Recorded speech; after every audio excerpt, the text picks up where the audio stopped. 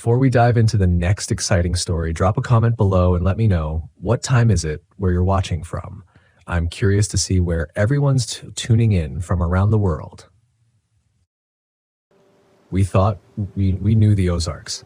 Matt swore up and down that Mark Twain National Forest was a hidden gem. Untouched trails, beautiful vistas, perfect for a 3-day backpacking trip. He was always good at selling these kinds of trips, making it seem like a dream adventure. I believed him mostly because I loved him. But even then, as we parked the car at the trailhead and unloaded our gear, I couldn't shake the feeling that this trip was going to be different. "Looks like we're in for some real wilderness this time," Kyle said, flashing a grin. He was already making jokes about getting lost and being eaten by cryptids. Classic Kyle, always trying to lighten the mood. I laughed it off, but something about the dense trees and the isolation made the joke sit heavy in my chest. The forest felt too quiet, too vast. Matt, as usual, was all business. He was adjusting his pack, double-checking the map on his phone. "We'll follow the GPS for most of the way," he said, his voice filled with confidence. "Should be easy, just a couple of tough climbs, but nothing we can't handle." I glanced at Sarah, who was tightening the straps on her hiking boots. She was always the tough one, competitive, never backing down from a challenge. I liked that about her, but sometimes it felt like she had something to prove, especially when Matt was around. I couldn't tell if it was admiration or rivalry. "Let's get moving," Matt called, waving us on. "We've got a lot of ground to cover." The first day went as expected. We hiked deeper into the forest, leaving behind the marked trails and venturing into the heart of the wilderness. The trees were taller here, their branches heavy with green, creating a canopy that let in only slivers of sunlight. It felt like the forest was swallowing us whole, but Matt pressed on, oblivious to the creeping unease that gnawed at me. That night, we set up camp by a small stream. The air was cooler than I expected, a bite of cold that sank into my bones as the sun set. Kyle's tent had a broken pole, something he hadn't noticed until we tried setting it up. He laughed it off, saying he'd just sleep in Sarah's tent, but Matt's frustration was clear. "Next time, check your gear before we leave," Matt snapped, his voice tight. "Relax, man, it's just a tent pole," Kyle said, but the tension between them simmered. I was too tired to deal with their bickering, so I busied myself with starting the fire. Dana, my girlfriend, snapped photos as always, capturing the last glimmers of daylight filtered through the trees. She looked peaceful behind the camera, but I could tell she felt it too. That sense that something was off. That night, we heard the first howl. It was distant at first, almost like the wind moving through the trees. But then it came again, low and deep, rising into a chilling wail that made the hairs on my arms stand up. "What the hell was that?" Sarah muttered, her hand instinctively moving toward the hatchet strapped to her pack. Matt shrugged, trying to play it off. "Probably just a coyote or something. These woods are full of wildlife," but it didn't sound like any coyote I'd ever heard. I exchanged a glance with Dana, and she raised her eyebrows in that way she did when she didn't believe something. Kyle, of course, just took the opportunity to joke. "Sounds like Bigfoot's out there, or maybe the Ozark Howler," he said, his voice teasing. "You guys know that one, right? Big hairy creature, glowing red eyes, hunts hikers for fun." "Knock it off," Matt said sharply. "It's just an animal. Get some sleep. We've got a long hike tomorrow." I tried to brush it off too, but lying in our tent that night, I couldn't shake the feeling that something was watching us. Every rustle of the leaves, every snap of a twig outside made my heart race. I must have drifted off at some point, but it was restless sleep. The next morning, Dana told me she'd seen something outside the tent, just for a second, but she was sure of it. Red eyes. "I saw red eyes, Matt," she said softly. I laughed nervously, thinking she must have been half asleep. "Maybe it was just a trick of the light," I said, though even I didn't believe it.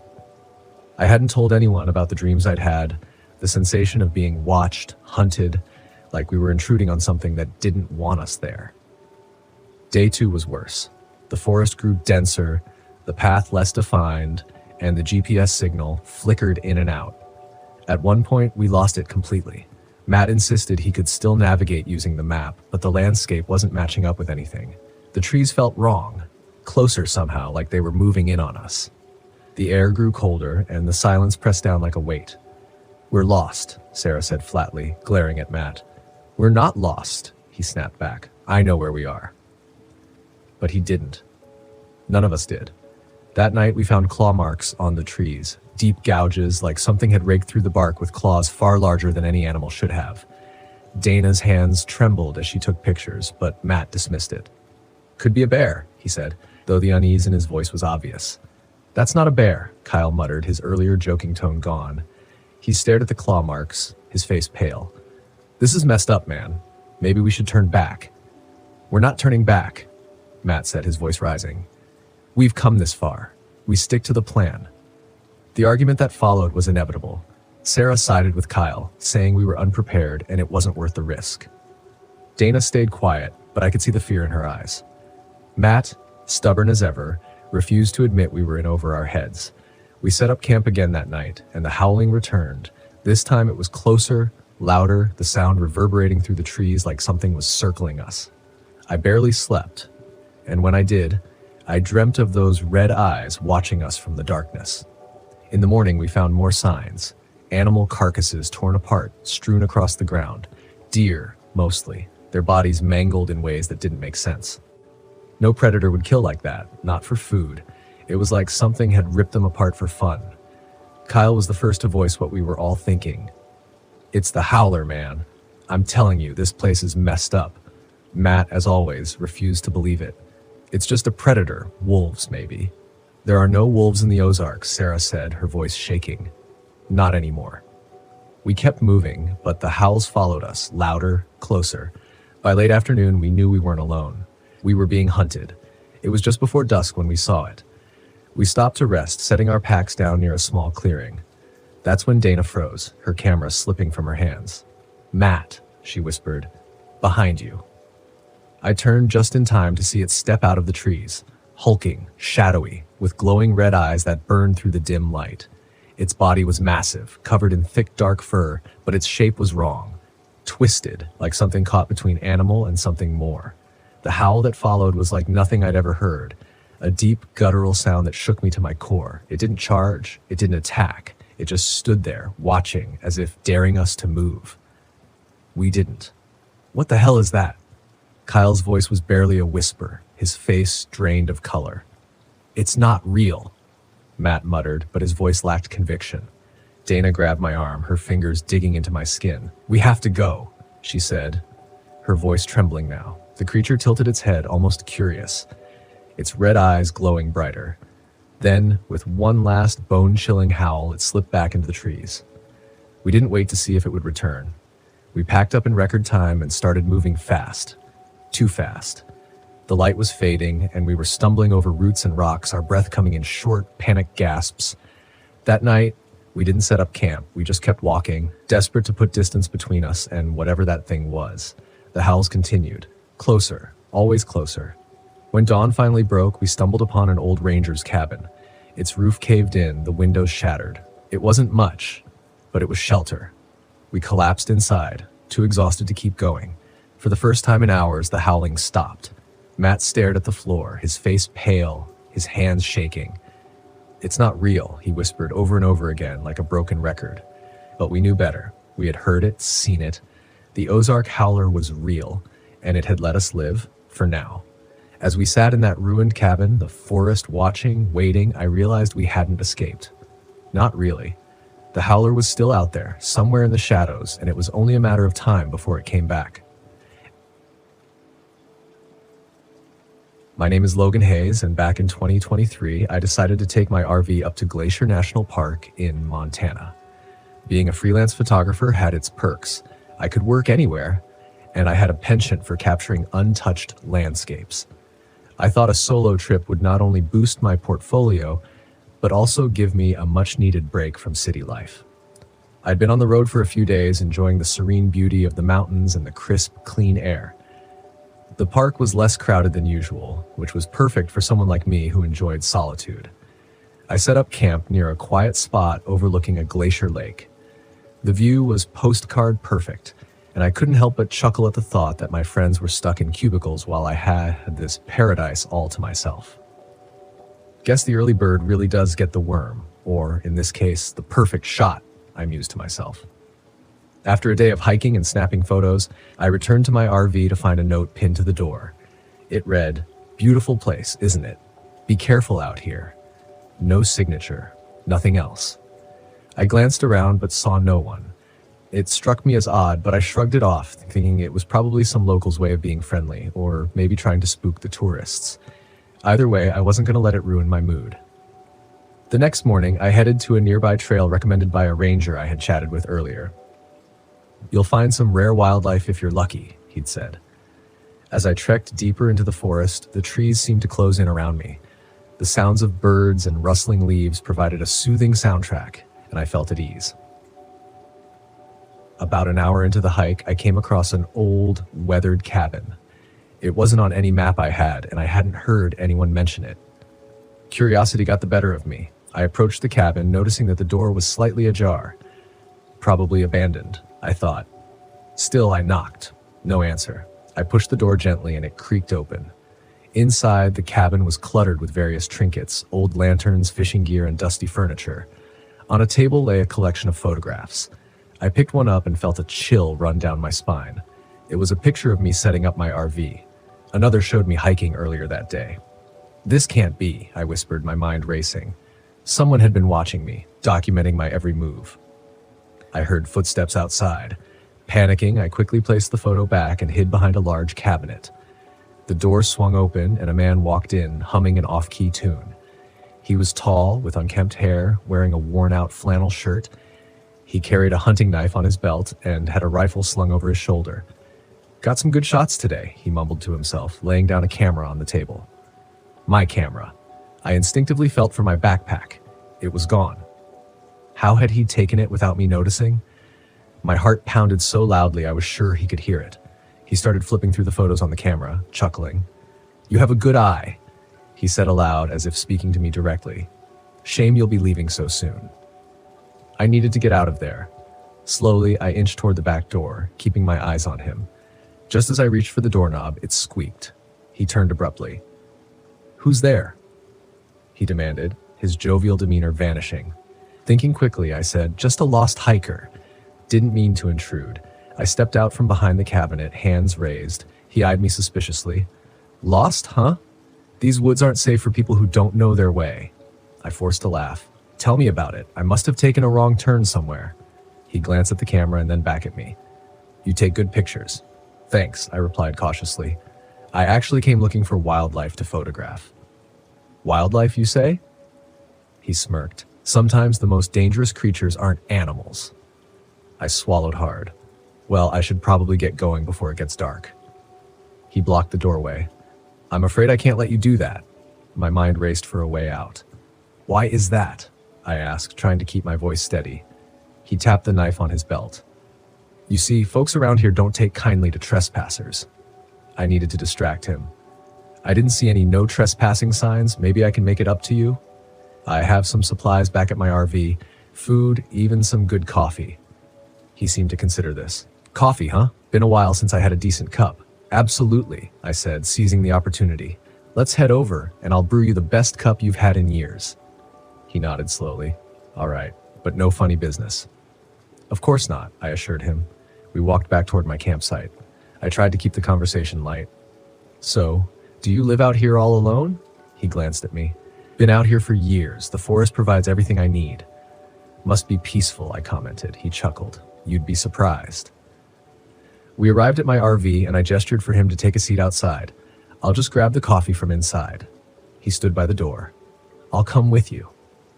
"Sure," I said, trying to hide my unease. Inside the RV, I began preparing the coffee, all the while plotting my escape. If I could just get him to lower his guard. "Mind if I use the restroom?" he asked. "Go ahead," I replied, pointing him in the right direction. As soon as he was out of sight, I grabbed my keys and quietly opened the driver's side door. Just as I was about to start the engine, he appeared in the doorway, eyes wild. "Going somewhere?" he snarled. I didn't answer. I turned the key, and the engine roared to life. He lunged at me, but I hit the gas, causing him to stumble backward. The RV sped down the makeshift path, bouncing over rocks and roots. A loud bang echoed through the air. My side mirror shattered. He was shooting at me. This guy really doesn't want me to leave, I muttered. Spotting a narrow trail to the left, I took a chance.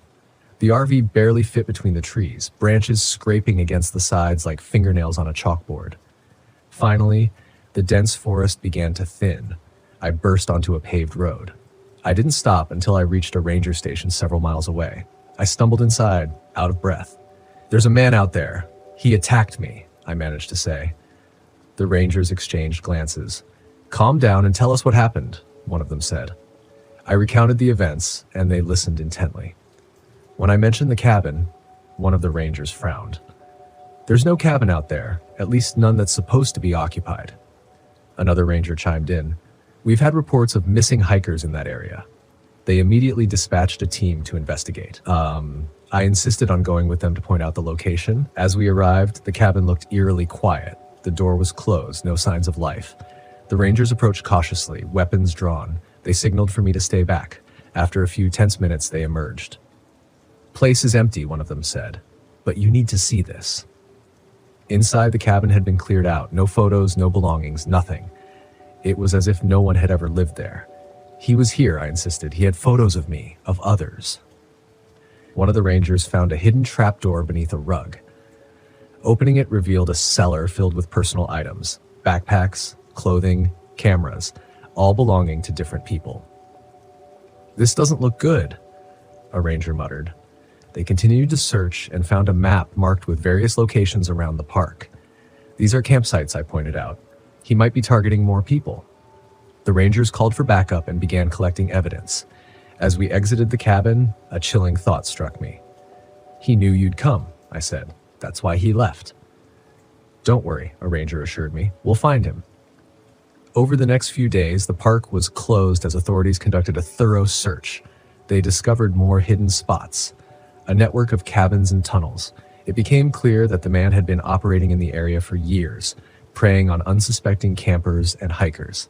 The news reported on the Glacier Park Predator, warning people to stay vigilant. They found several bodies in shallow graves, bringing a grim end to the search for some missing persons. I was asked to give a statement and help identify the items found. It was a sobering experience, realizing how close I came to becoming another statistic. One afternoon, as I was packing up to leave the area for good, a detective approached me. "We found something you might want to see, he said. He handed me a photograph, a picture of the man, much younger, standing with a group of park rangers.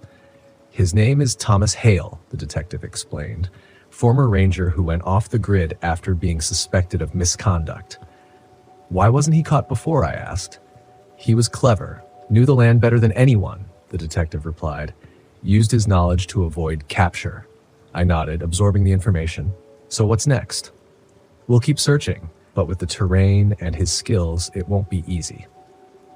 I left Montana the next day, the events weighing heavily on my mind. As I crossed state lines, I couldn't help but think of the others who weren't as lucky. The experience had been harrowing, but I was grateful to have made it out alive. Several months later, I received a call from the detective. "We got him," he said simply. "That's a relief," I replied. "He was found trying to set up another cabin in a different park." The detective continued. "He's in custody now." "Good to hear," I said, feeling a sense of closure. The whole ordeal had been surreal, like something out of a thriller novel. But it was real, and it was over. As for Thomas Hale, he was charged with multiple counts, and the evidence was overwhelming. The families of the victims finally got some answers, though it could never bring their loved ones back. I returned to my photography, choosing subjects a bit closer to civilization. After all, as much as I loved the solitude of nature, I figured there was something to be said for the safety of crowds. And maybe, just maybe, the best shots were the ones that didn't come with a side of danger. My name's Alexander Knight, and in 2022, I thought a solo RV camping trip through the remote corners of Wrangell-St. Elias National Park in Alaska would be the perfect way to unplug. Not that I was fleeing the world or anything, it's just that a man needs to unwind. I'd been grinding through 60-hour work weeks as a mechanic in Anchorage, and every time I touched an engine, I could practically hear it snickering, knowing it'd give me hell soon enough. So when I saved enough for a week off, I packed my RV, bought enough canned chili to last me through a nuclear winter, and hit the open road. I didn't have much planned, just me, nature, and if I was lucky, the quiet. Wrangell-St. Elias is as wild as it gets, even in Alaska.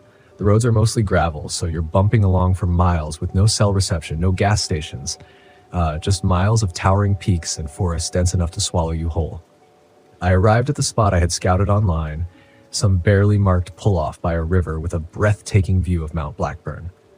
I parked, popped open a can of chili, and had a laugh about how the only bears I'd seen so far were on the labels of the canned goods. The night crept in fast, and it was colder than I expected. I bundled up, threw on some music, and went to sleep early, figuring I'd hit the trails in the morning. Around midnight, I woke up to a strange sound, a sort of scraping against the side of my RV. I sat up and listened, chalking it up to the wind or maybe some branches, but it didn't let up. I'll admit I don't scare easy, but out here, any sound at night is enough to make your heart race a little faster. I cracked the window to peek out. The moonlight cast an eerie glow over the trees, and I could make out something moving by the rear of the RV.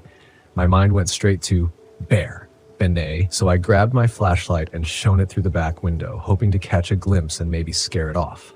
What I saw wasn't a bear. It was a man, dirty, ragged, and gripping some kind of jagged metal tool. He had his back turned, but I could see he was scratching something into the metal. "Hey!" I shouted, more out of reflex than bravery. The man froze, then turned slowly toward me. He had a wiry build, his hair matted to his head and his face. Let's just say he didn't look like someone I wanted to meet in a dark alley, let alone miles away from any civilization. He gave me this twisted smile, then raised the metal tool, showing it off like he was proud of it. It looked like some kind of homemade weapon, a rusty piece of metal wrapped with fabric for a handle. I didn't wait around. I locked the RV doors, turned off the lights, and dialed 911, even though I knew I wouldn't get a signal. The guy kept scraping at the RV, circling it like a shark around a dinghy. I started thinking maybe he was just trying to scare me, but I didn't plan to stick around to find out. I grabbed my keys, started the engine, and floored it. The tires spun for a second on the gravel, and he stepped back, laughing as I peeled away. I could see him in my mirror, just standing there, his shoulders bouncing with laughter as I sped off. My first thought was to drive all the way back to Anchorage, but I was low on gas and couldn't risk getting stranded halfway there. I kept driving until I found a narrow side road that led up a hill. I pulled off and killed the engine. I figured if I parked with the lights off, he'd have a harder time finding me. I sat in the driver's seat, my eyes darting to every shadow, my ears straining for any sound. An hour passed, maybe more, and just when I started thinking I had lost him, I heard footsteps outside. Slow, deliberate steps crunching the gravel just outside the RV. My stomach dropped. I felt like a trapped animal. I knew if I tried to drive again, he'd just follow me. My best shot was to wait him out, hope he'd get bored and leave. Then I heard him talking. It was low, almost a mumble, but I could make out the words. "Brian. Come on out, Brian. You can't hide from me forever." My blood turned cold. How the hell did he know my name? I hadn't said anything, hadn't left any ID out. So unless he'd seen something inside my RV earlier, there was no way he could know. The footsteps circled around, and then I heard something metal sliding against the door. He was trying to pry it open. My hands were shaking, but I looked around for something, anything, to defend myself with. I found a tire iron under the seat and gripped it tight, praying he'd give up. The door creaked as he wedged the metal tool into the crack, forcing it open inch by inch. I don't know what came over me, but as soon as the door opened, I swung the tire iron as hard as I could. It connected with a sickening thud, and he staggered back, clutching his head. He looked up at me, blood running down his face, but he didn't look angry. If anything, he looked amused, like I just made this more fun for him. "Good swing," he said, his voice low and raspy. "But you're not getting out of here alive, Brian." I didn't wait to find out what he meant. I jumped out of the RV and ran toward the trees, figuring I'd have a better shot hiding in the forest than trapped in a vehicle. I ran until my lungs burned, ducking behind trees and bushes, trying to stay low and quiet. I could hear him crashing through the woods behind me, laughing like this was some twisted game. I found a small ravine and slid down into it, crouching low and holding my breath. The footsteps stopped above me, and I saw his shadow through the branches. He was scanning the area, his head swiveling like a predator tracking its prey. He stayed there for what felt like hours, muttering to himself, talking about how he was going to carve his mark and how no one would ever find me. Eventually he moved on, his footsteps fading into the distance. I stayed put, too afraid to move until the first light of dawn broke through the trees. I crawled out of the ravine, scraped and bruised, and made my way back to the RV. It was wrecked. He'd scratched symbols and words all over the side, the kind of stuff you'd expect to see in some horror movie. Half-finished phrases about judgment and the reckoning. There were dents in the metal where he'd tried to pry his way back in, and the door was barely hanging on its hinges. I gathered what I could, anything useful, and started walking back down the road. It took me most of the day, but I finally reached a ranger station. They didn't believe me at first, thought I'd made it up or maybe had some kind of mental break. But when they sent someone out to check the RV, they found everything just as I described. They launched a search for the guy, but they didn't find a trace. No footprints, no signs of campfires, nothing. The Rangers pulled up some old records and found out that about a decade ago, there had been reports of a man terrorizing campers in the area, scratching up their vehicles and leaving strange messages. They never caught him, and after a while, people thought he must have moved on or died out in the wilderness. But clearly he hadn't. After that, I never went camping alone again. As for the guy, they never found him. I had been driving for hours, the Mojave Desert stretching endlessly around me, barren and vast under the relentless sun. The road was long behind me now, just an empty trail of dust leading out to nowhere. Perfect. This was exactly what I needed. A break from work, from the grind, from people. Out here, there was nothing but silence and space. No cell towers, no deadlines, no distractions. Just me and the desert. I pulled the RV to a stop near a rocky outcrop and stepped out. The air was dry and still, the kind of quiet that felt like it was pressing down on you. I took a deep breath, inhaling the warm scent of sand and stone. This was my escape. No buzzing phone, no frantic emails, just the open sky and the endless horizon. I set up camp quickly, parking the RV in the shade of the rock formation and pulling out my gear. I wanted to explore before the light faded. There was something about the desert that always fascinated me, the way the landscape shifted from harsh to beautiful in a matter of hours. But right now I was focused on one thing: silence. After weeks of being glued to my phone and running from meeting to meeting, the thought of being completely disconnected was a relief. No cell reception out here, no GPS signal, just me and the land. As I unpacked, I heard it, a faint sound, almost too soft to notice. A rhythmic beeping. At first, I thought it was something inside the RV, maybe an alarm or a piece of equipment malfunctioning. But after a quick check of my gear, everything seemed fine. The sound persisted, though, steady and faint, like a pulse just beneath the surface. I stepped outside, trying to pinpoint where it was coming from, but the desert was quiet. The only sound was the faint wind rustling through the rocks. I brushed it off, assuming it was some distant echo of the RV's systems, and finished setting up camp. As the sun began to sink below the horizon, I felt that familiar sense of calm wash over me. This was why I came here, to escape, to let my mind breathe. But that night, the beeping came back. I was sitting by the campfire, watching the flames flicker against the darkening sky, when the sound returned, clearer this time. It was still faint but persistent, a soft, rhythmic pulse like something distant calling out. I stood, trying to shake off the uneasy feeling creeping up my spine. I wasn't the type to get spooked easily. Logic and reason were my tools, and they had served me well in the world of engineering. But there was something about the sound, something that felt wrong. I grabbed my flashlight and stepped away from the fire into the darkness. The desert stretched out before me, vast and empty. I started walking, following the faint sound.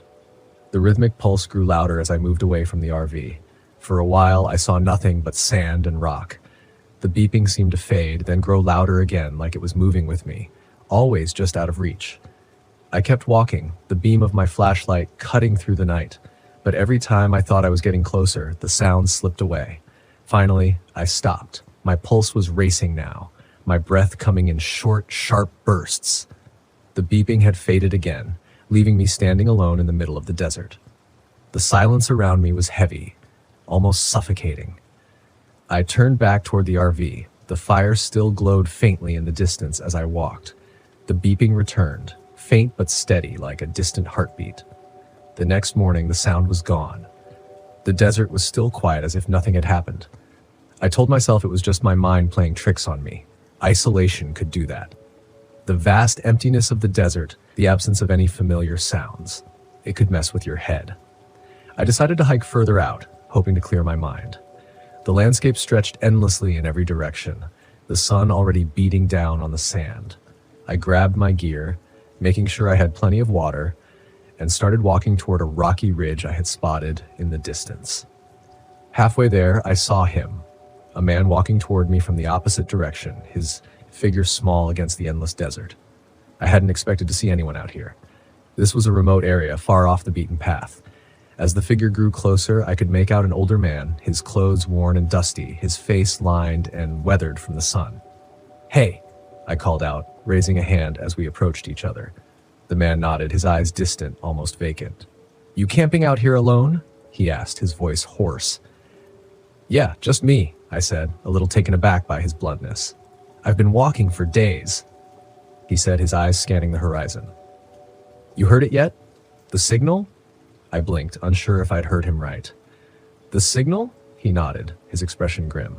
"You'll hear it. Once you hear it, you can't get it out of your head. I've been following it for days. It doesn't stop." A chill ran down my spine. "What are you talking about?" The man glanced around nervously, as if the desert itself was listening. "There's something out here. Something that's been broadcasting for years.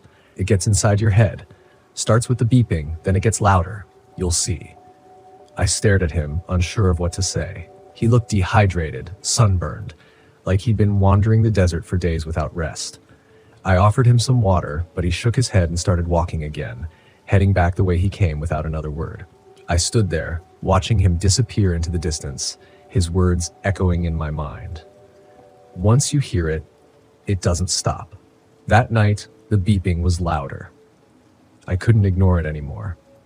The sound pulsed through the silence, steady and rhythmic, like it was coming from somewhere deep beneath the earth. I tried to sleep, but every time I closed my eyes, the sound was there, burrowing into my mind. I couldn't take it anymore. I grabbed my gear, flashlight, GPS, water, and set out into the desert. I had to find the source. I had to know what was causing the sound. The desert was pitch black, the sky filled with stars. My flashlight cut through the darkness, the beam dancing across the rocks and sand as I followed the beeping. It was louder now, almost frantic, like it was pulling me towards something. The GPS was acting strange, flickering in and out, as if the signal was being disrupted. But I kept moving, my footsteps crunching in the sand. The beeping grew louder with every step. After what felt like hours, I saw it. A structure, half buried in the sand. A bunker, or a weather station, long abandoned. The beeping was deafening now, emanating from somewhere inside.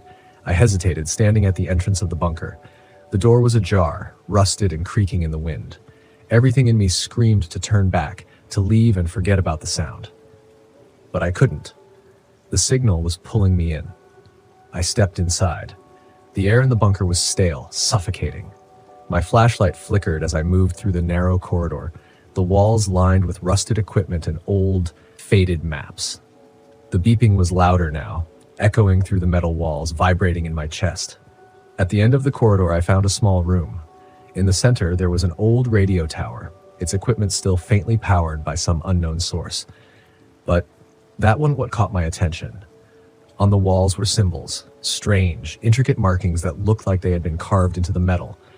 They spiraled outward, converging on the radio tower as if they were feeding into it. In the corner of the room, I found a journal. Its pages were yellowed and brittle. The entries were short, scrawled in frantic handwriting. They talked about the signal, how it started with the beeping, how it got louder, how it never stopped. "It gets inside your head," one entry read. "It's not just a sound, it's alive." As I read, the beeping shifted, turning into a high-pitched screech that pierced through my skull. I dropped the journal, clutching my head as the sound rattled through my brain. It wasn't just a signal, it was something more, something that had been waiting, broadcasting, pulling people in. I had to get out. I stumbled out of the bunker, the sound still ringing in my ears. The desert spun around me. I ran, my legs weak, my mind spinning. The landscape warped, the rocks and sand shifting as if the desert itself was alive, moving with the signal. When I finally made it back to the RV, I collapsed inside, my head pounding. The beeping was now a constant, dull hum in the back of my mind. I left the desert the next morning, driving as fast as I could. The beeping was still faint, but persistent. I didn't look back. Even now, days later, back in the city, I can still hear it. A faint, rhythmic pulse in the back of my mind. Always there. Always calling me back. The signal isn't done with me yet.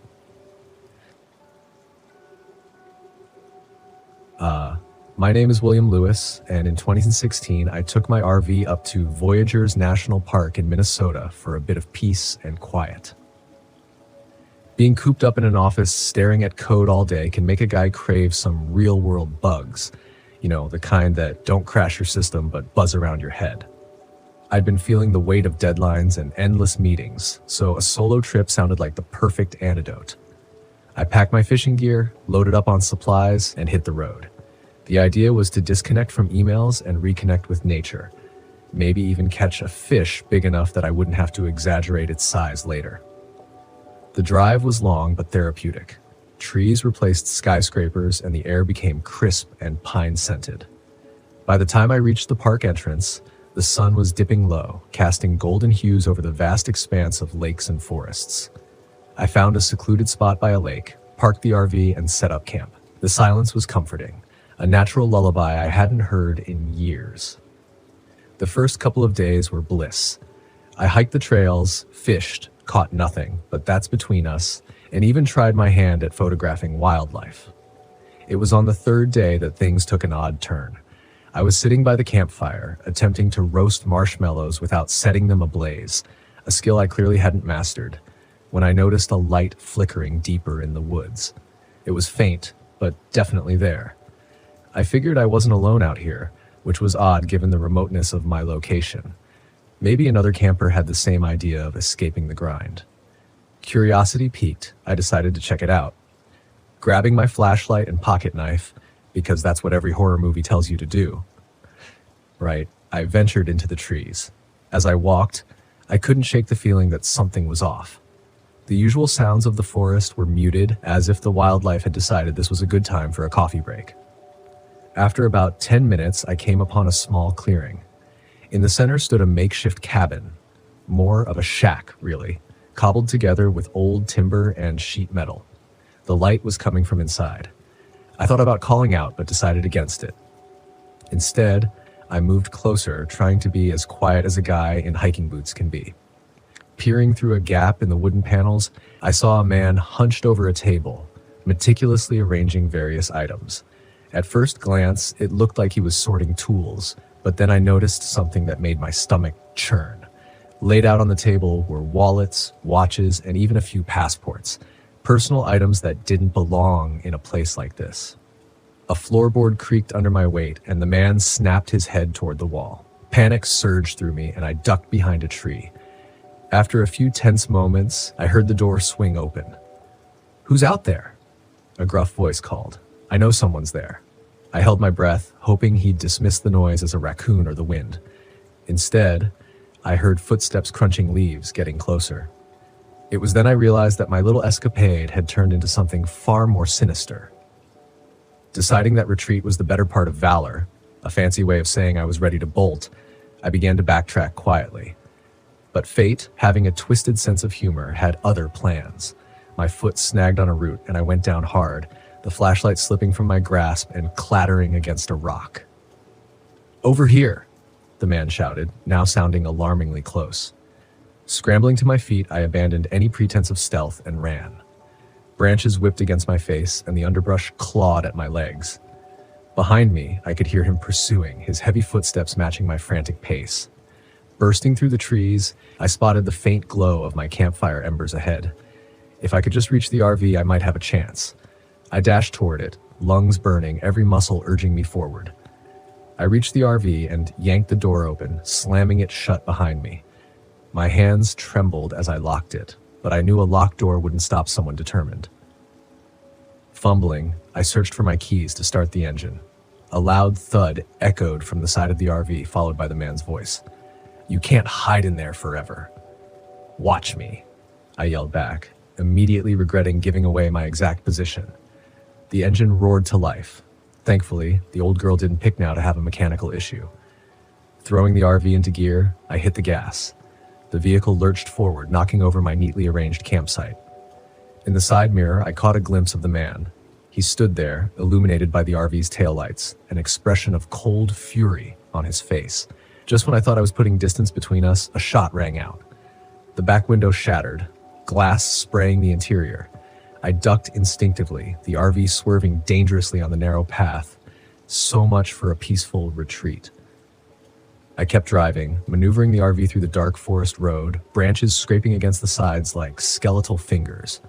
Another shot hit the side mirror, obliterating it. Whoever this guy was, he was serious. As I reached the main road, I didn't dare slow down. It wasn't until I saw the distant lights of a gas station that I began to feel a sliver of hope. Pulling in recklessly, I honked the horn repeatedly. A startled attendant stepped out, confusion plastered on his face. "Call the police," I shouted, jumping out of the RV. He hesitated, but then saw the state I was in. Disheveled, bleeding from cuts, eyes wide with terror, and pulled out his phone. Minutes later, the place was swarming with law enforcement. I gave my statement as best as I could, my words tumbling over each other. They dispatched units to search the area, but as dawn broke, there was no sign of the man or his shack. Weeks went by, and I was contacted by a detective handling the case. They had found the shack, but it was empty, cleared out. However, they did find something disturbing, a hidden cellar containing more personal items and, grimly, human remains. It appeared I had stumbled upon a serial killer's lair. "You're lucky to be alive," the detective said, a grave look in his eyes. "We've been tracking this guy for years. Goes by the name of Leonard Grimes, former military, dishonorably discharged. He's been operating off the grid." "Leonard Grimes," I echoed, the name sending a chill down my spine. "Why hasn't he been caught yet?" "He's meticulous and moves frequently. You got closer than anyone ever has." As unsettling as it was, knowing his identity didn't bring much comfort. Grimes was still out there. A few days later, I received a package at my apartment. There was no return address. Hesitant, I opened it to find my missing flashlight and a note that read, "You left this behind." I reported it to the police, but there were no prints, no leads.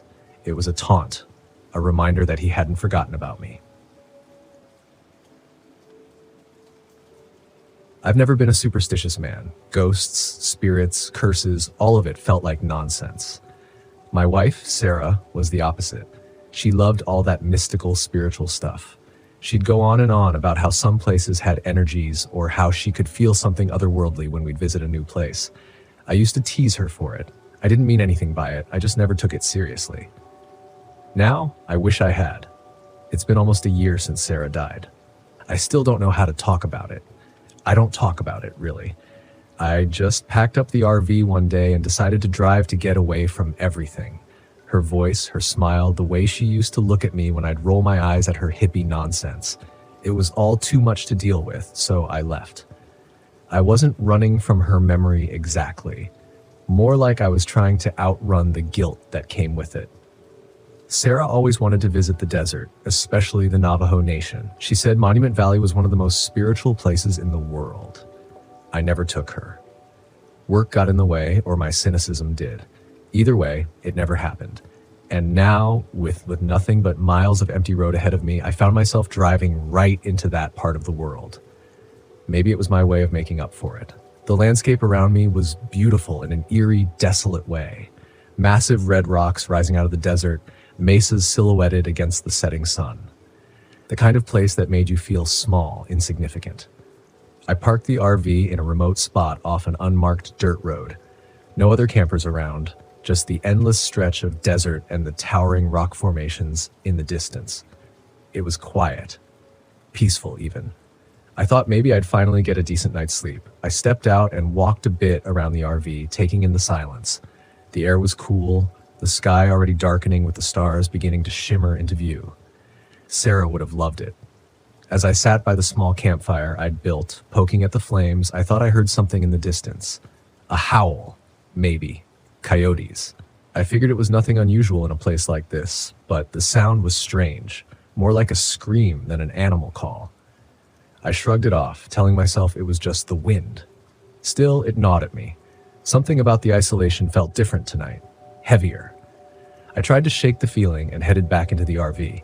I locked the door out of habit, but deep down I knew a lock wouldn't help me feel safe. Not tonight. The first sign that something wasn't right came early the next morning.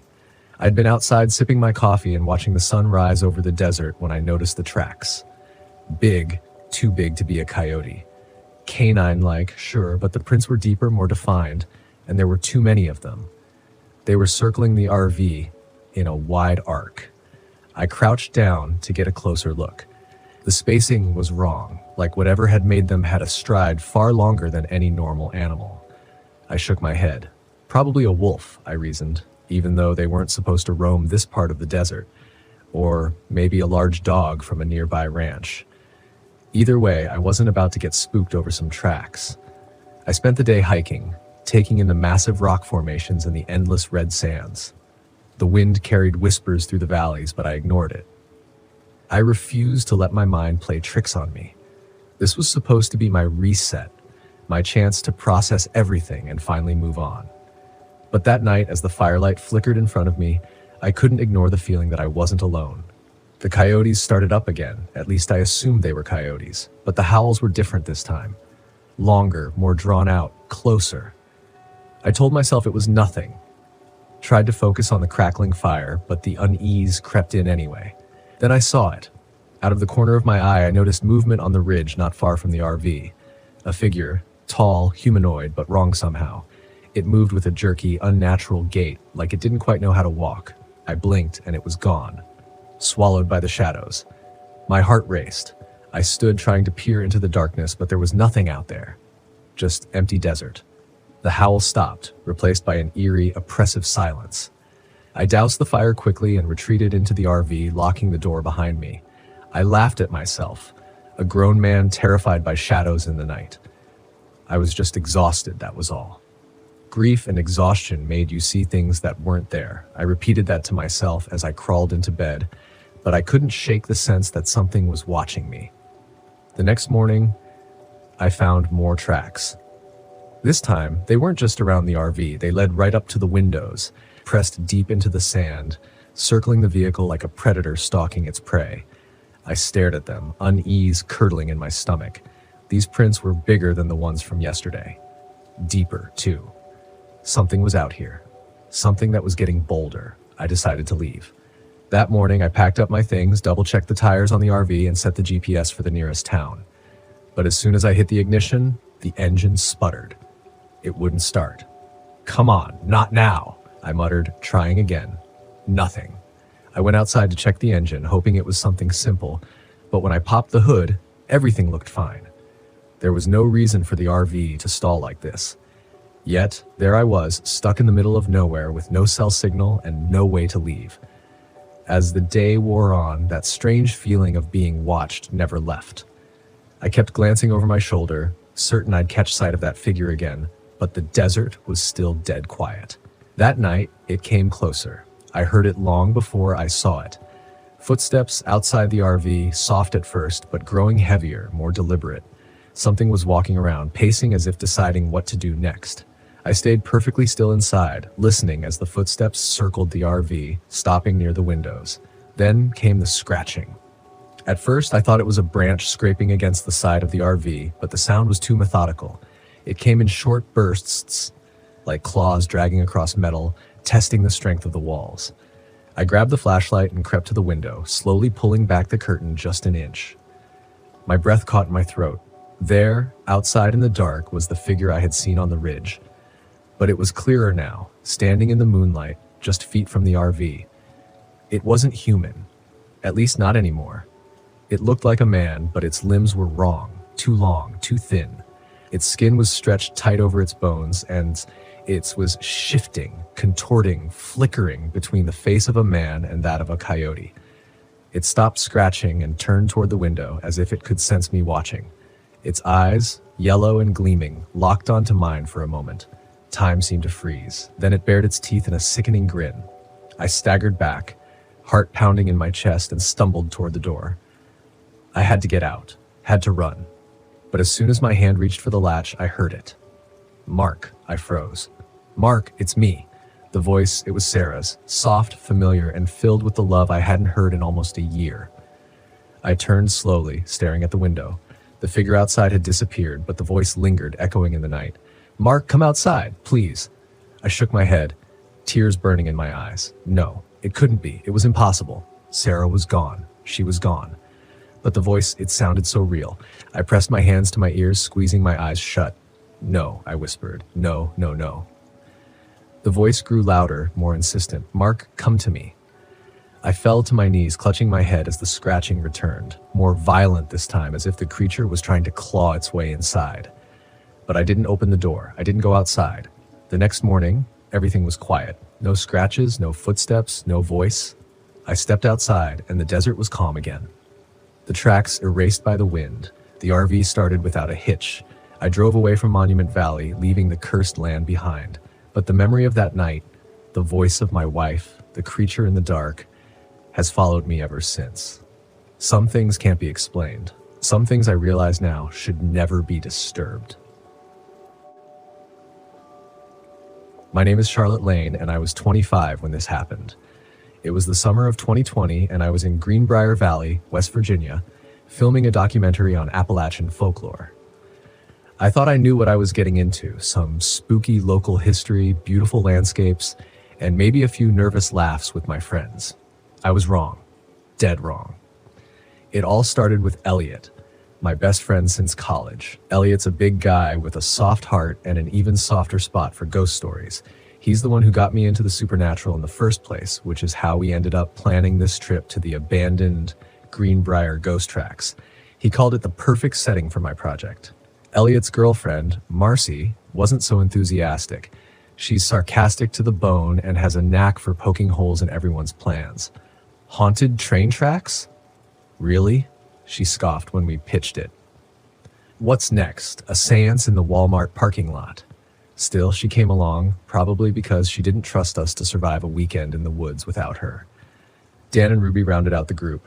Dan's the life of the party, always cracking jokes and pushing boundaries, while Ruby's quiet, but she notices everything. I've known her for years, and she has the sixth sense about people and places. It was Ruby who first warned us that something felt off. We got to the tracks late that afternoon. The forest was thick and green, the air heavy with humidity. The tracks were almost invisible beneath layers of moss and tangled weeds. If you didn't know what you were looking for, you'd miss them entirely. But the locals hadn't forgotten. They called them the ghost tracks because of the Iron Witch, a spirit said to haunt the area. Legend had it she'd been accused of witchcraft and hanged near the tracks in the 1800s. Before she died, she cursed the town, vowing to haunt anyone who trespassed on her land. The legend didn't scare me. It fascinated me. "We're filming history," I said, adjusting my camera as we set up camp. The clearing wasn't ideal. Dan's tent had a broken pole, and Marcy realized she'd forgotten extra flashlight batteries, but it would do. By the time we got a fire going, the sun was dipping below the trees, painting the sky a deep orange. The first sign of trouble came after dinner. We were sitting around the fire, laughing at one of Dan's ridiculous impressions when the forest went silent. Not gradually, like you'd expect when animals settle in for the night, but all at once, like someone had hit a switch. No crickets, no rustling leaves, just silence. Ruby was the first to speak. "Do you feel that?" she asked, her voice barely above a whisper. "Feel what?" Dan grinned. "The sweet, sweet vibe of nature?" Ruby didn't laugh. "Something's wrong," she said. "We're not supposed to be here." Marcy rolled her eyes. "Oh, come on. It's just the woods at night. Stop trying to scare us." But I felt it too, that heavy, oppressive stillness. I tried to brush it off as nerves. I mean, I was the one who dragged us all out here, right? If anyone needed to stay rational, it was me. The second sign came a little after midnight. We were settling into our tents when we heard it, a low, rhythmic hum, faint but distinct, like the sound of an old train engine in the distance. Dan poked his head out of his tent, grinning. "Is that your ghost train, Jess?" "Probably just the wind," I said, though my voice sounded thin even to me. "Yeah, right. When does wind go chugga-chugga-choo-choo?" Marcy muttered. Ruby sat bolt upright, clutching her sleeping bag. "It's not wind," she whispered. "It's her." I don't know how long I lay there, staring at the tent ceiling, listening to that sound. It got louder and louder, like the train was barreling straight toward us. And then it stopped. Not faded. Stopped. I scrambled out of my tent, flashlight in hand, and found the others already outside. The fire had burned low, casting long shadows across the clearing. "What the hell was that?" Elliot asked, his voice shaking. "I don't know," I said, "but we should stay together." Ruby was the first to notice the scratches on the trees. They were deep, jagged marks, like something or someone had taken a blade to the bark. The scratches formed strange symbols, almost like runes. I filmed them, though my hands were trembling so badly the footage probably came out useless. "This is messed up," Marcy said, backing away. "We need to leave. Now." Dan laughed nervously. "What? And missed the big ghost reveal?" "Come on, Marcy, it's just some local pranksters messing with us." But Ruby shook her head. "No one's been here in years," she said. "This isn't a prank." The third sign came when Marcy disappeared. She'd stormed off after another argument with Elliot, saying she needed some space. We waited, calling her name, but she didn't come back. Finally, Elliot and I grabbed our flashlights and went looking for her, leaving Ruby and Dan by the fire. We found her an hour later, stumbling out of the trees. Her arms were scratched and bleeding, her face pale, her eyes wide with terror. "Marcy, what happened?" I asked, rushing to her side. She looked at me, trembling. "I heard you," she said, "calling me. But it wasn't you. It wasn't you." Back at camp, things went from bad to worse. Dan tried to lighten the mood, cracking jokes about camping with Casper, but even he couldn't hide how scared he was. Ruby sat by the fire, staring into the flames, muttering something under her breath. "What's she doing?" I whispered to Elliot. "Praying, I think," he said. "Her grandmother told her about this place. Said it was cursed." The attack came just before dawn. We were packing up, ready to leave, when the forest exploded with noise, branches snapping, leaves rustling, something heavy crashing through the underbrush. And then it hit Dan. I don't know how to describe it. One moment, he was standing there, cracking a joke.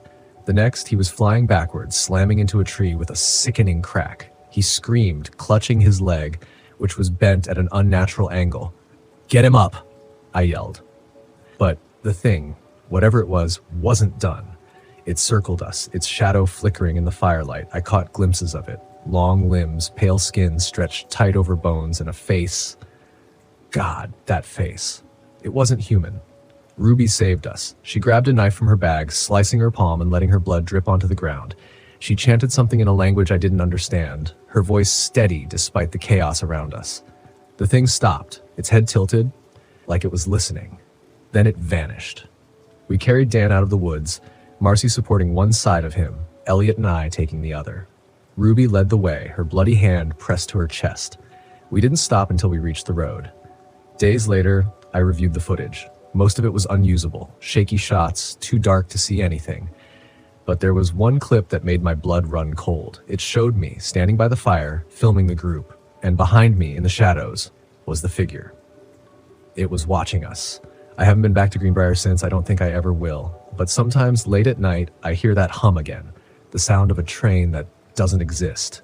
And I wonder if the Iron Witch is still out there, waiting for her next trespassers.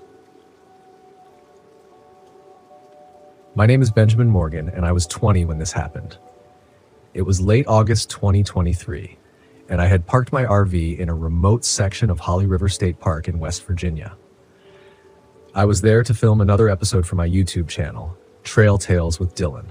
You see, I'd quit my corporate job a year earlier and started traveling solo, documenting my adventures.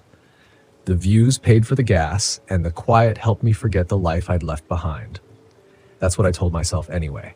But what happened in Holly River, I'll never forget it, no matter how hard I try. I arrived just before noon. Holly River was breathtaking, with towering trees and streams that glimmered like silver veins in the sunlight. The air smelled clean and earthy, like a promise of peace.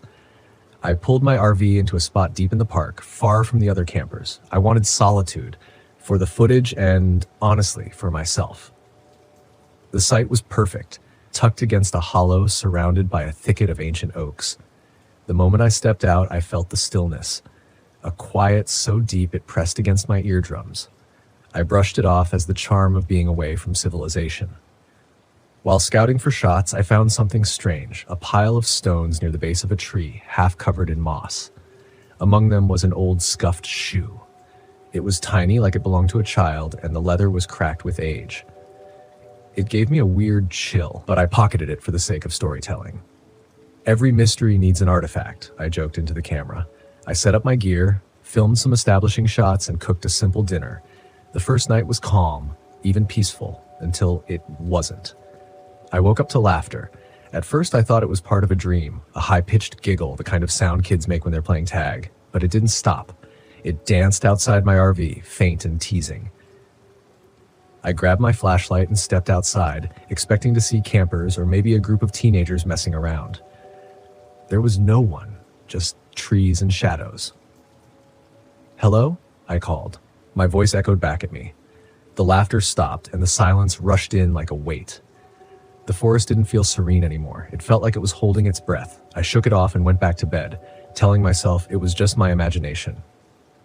The next morning, I found footprints in the dirt near my RV. They were small, like those of a child, but there were no campsites nearby. The tracks led to the hollow and disappeared. I filmed them for my channel, cracking a nervous joke about ghost kids. The rest of the day felt off. My drone crashed during a flight, even though the conditions were perfect. My camera shut off mid-recording, and my backup batteries drained faster than they should have. And there was this feeling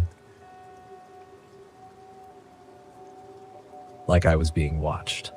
I kept turning around, expecting to see someone, but the forest was empty. I started editing footage that evening, hoping the work would calm me down. That's when I noticed it. In one of the clips, as I panned across the hollow, a shadow darted between the trees. It was small, childlike. My stomach dropped. I rewound and watched again. The shadow was there, just for a second, but it was enough to make me lock my RV door before I went to bed. The second night was worse. It started with the laughter again, but this time it was closer, louder. I stayed inside, listening as it circled the RV. Then came the singing, a soft, eerie lullaby. Just a few notes, repeated over and over. I turned on every light I had, gripping the flashlight like a weapon.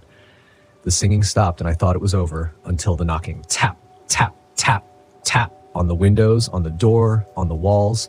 Tiny hands testing, prodding. I froze, my breath coming in short, shallow bursts. "Go away!" I shouted. My voice cracked, weak. The knocking stopped and the silence returned. The next morning, I decided to leave. This was no ordinary park. No harmless ghost story. Something was wrong with this place, but my RV wouldn't start. The engine whined and sputtered, refusing to turn over. Swearing under my breath, I grabbed my backpack and started hiking to the main road. It was only a couple of miles, or so I thought. No matter which trail I took, I ended up back at the hollow. The trees seemed to shift around me, the paths looping in impossible ways. My GPS was useless. It kept blinking, searching for a signal. As the sun dipped lower, I heard it again. The laughter, the singing. It followed me just out of sight until I stumbled back to my campsite, exhausted and panicked. That night I saw them. The children. They came as shadows at first, flickering at the edges of my vision. Then they stepped into the firelight. There were 3 of them, their faces pale and hollow, their eyes dark voids that seemed to pull the light in. They were dressed in old-fashioned clothes, ragged dresses, suspenders. One of them pointed at me and they started whispering. I couldn't move. My legs felt like they were rooted to the ground. Then he appeared. The Piper. He was tall, impossibly tall, with limbs that bent at strange angles. His face was shrouded in darkness, but I could feel his gaze on me, heavy and cruel. He raised one long, bony hand and beckoned. The children moved closer, their whispers turning into a song, sweet and haunting. I scrambled back, my hands fumbling for the flashlight, the camera, anything to protect myself. I don't know how I survived that night.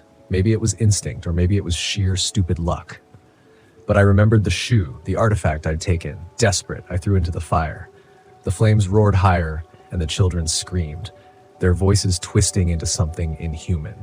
The piper lunged toward me, his hand outstretched, but the fire seemed to hold him back. As the shoe burned, the shadows dissolved, and the forest fell silent. The piper was gone. When dawn broke, the RV started without a hitch. I drove away, not caring where I ended up as long as it was far from Holly River. Later, when I reviewed my footage, I found something that chilled me to the bone.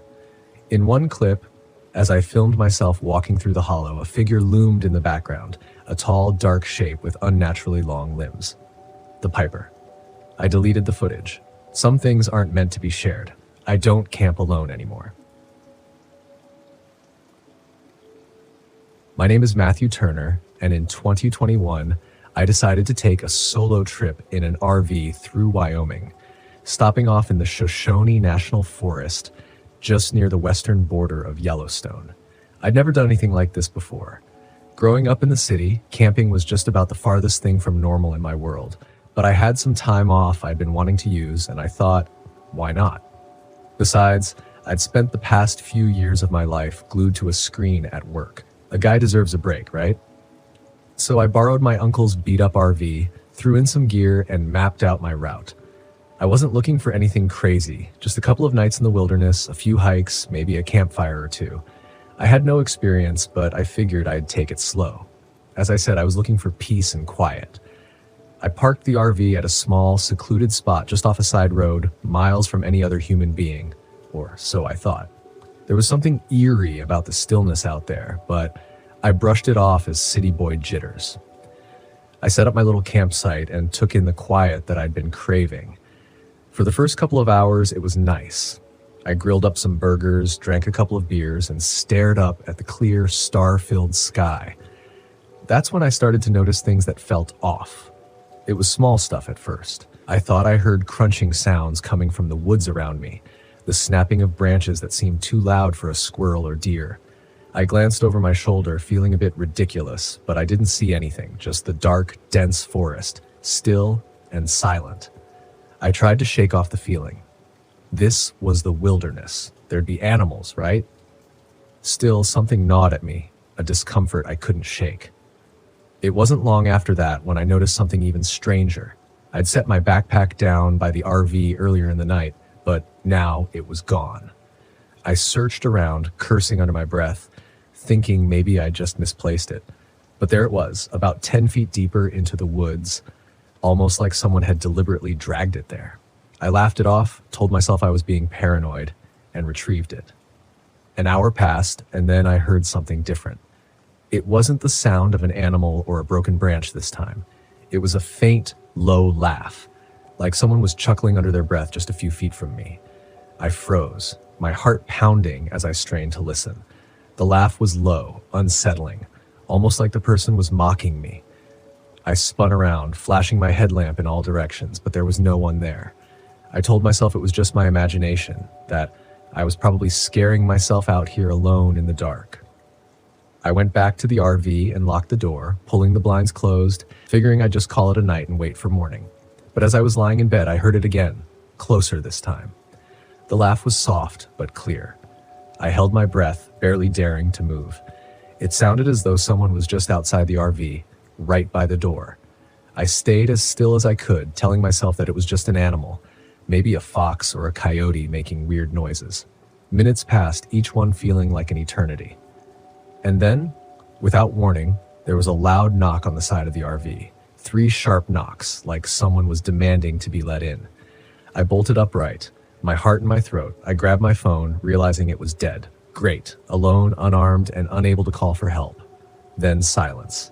I stayed motionless, barely daring to breathe, waiting to see if it would happen again. But nothing, just the deafening silence of the forest at night. I eventually convinced myself that I'd imagined it, that maybe a branch had hit the side of the RV. I mean, I was out here in the middle of nowhere. Who would be knocking? I lay back down, but sleep was out of the question. Every sound was amplified 100 times, and I found myself flinching at the slightest rustle. But then, out of nowhere, I heard it again. That same laugh. Closer now, practically right next to my window. I couldn't ignore it anymore. I quietly slipped out of bed and peered through the blinds, but I didn't see anyone. Just the endless stretch of dark trees and shadows that seemed to move in the dim moonlight. I felt ridiculous, like I was in some kind of horror movie. But the fear was real, and it was starting to settle deep in my gut. Just as I was about to turn away, something caught my eye. A figure, barely visible, standing at the edge of the tree line, watching the RV. My breath caught as I stared, trying to make out any details, but it was too dark. All I could see was the shape of a person, tall and thin, unmoving, just watching. I don't know how long I stared. Part of me wanted to throw open the door and scream at him to go away, but another part was too terrified to even move. I thought maybe he'd go away. Maybe he'd realize I'd seen him and just leave. Instead, he took a step forward, then another, slowly making his way toward the RV. I felt panic surge through me. I couldn't tell if he was armed or even if he was real, but he was coming closer, and every instinct I had was screaming at me to get out. I bolted to the driver's seat, fumbled with the keys, and started the engine. As I did, he broke into a sprint, his figure illuminated for a split second by the headlights. His face was wild, hair matted and greasy, a twisted grin stretched across his face. There was no mistaking it. This guy wasn't just some wanderer. He was coming for me.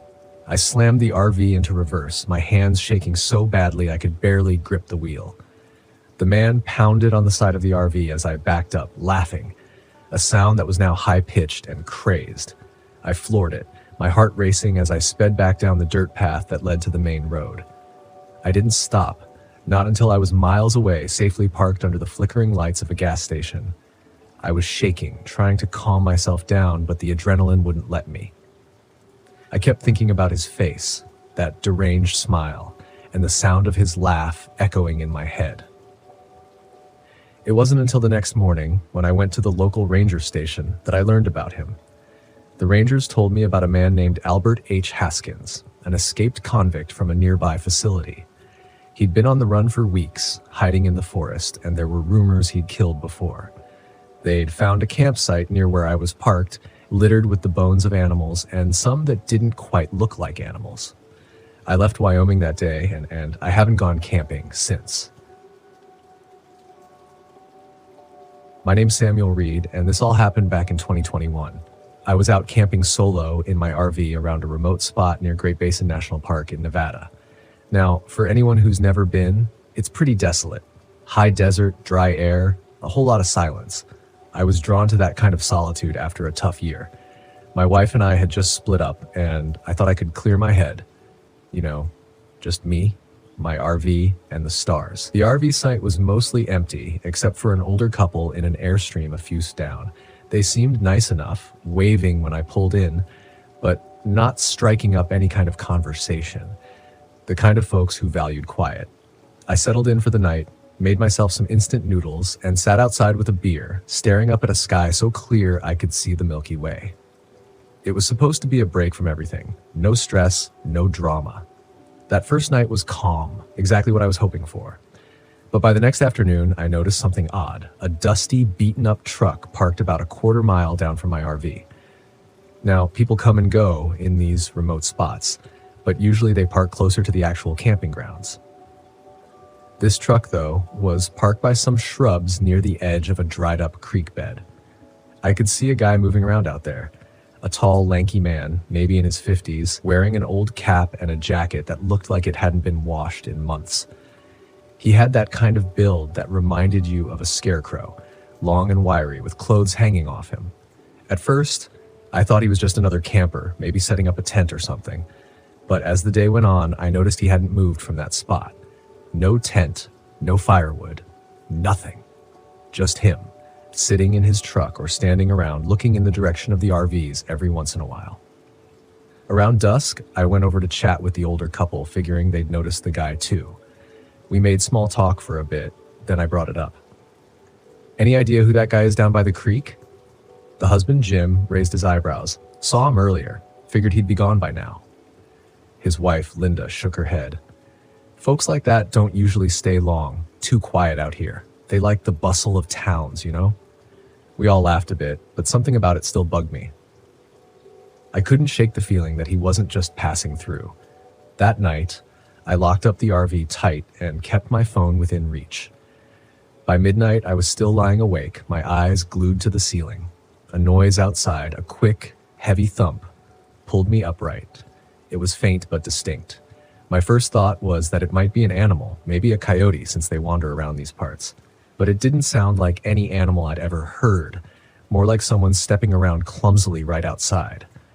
I lay there, trying not to breathe too loud, listening for anything else. Silence. After a few minutes, I told myself I was imagining things. But just as I started to drift off again, I heard another sound, a scrape like something metal being dragged along the gravel. I peered through the small side window and saw a figure moving past. It was the guy from the truck, and it walking slowly around my RV. His head was down, like he was looking for something. Then he stopped right near my driver's side door, reached into his jacket, and pulled out something long and sharp, maybe a crowbar. Hard to tell in the dark. My heart started pounding. This guy wasn't just lurking. He was up to something. I grabbed my phone and texted Jim. "Guy outside. Looks like trouble. Call cops if I don't answer in 10. Then I did the stupid thing. Classic horror movie stuff. I crept out of bed, tiptoed to the door, and peered through the small window by the handle. He was closer now, just inches from the door. I could see his face clearer in the moonlight, sunken cheeks, patchy stubble, and a grin that stretched a bit too wide. It was that grin that made my skin crawl. He looked like he was enjoying himself. A soft knock sounded on the door, 3 slow, deliberate taps. I swallowed, gripping the door handle without really thinking about it. His voice, low and gravelly, came through the thin metal. "Open up. Just want to talk."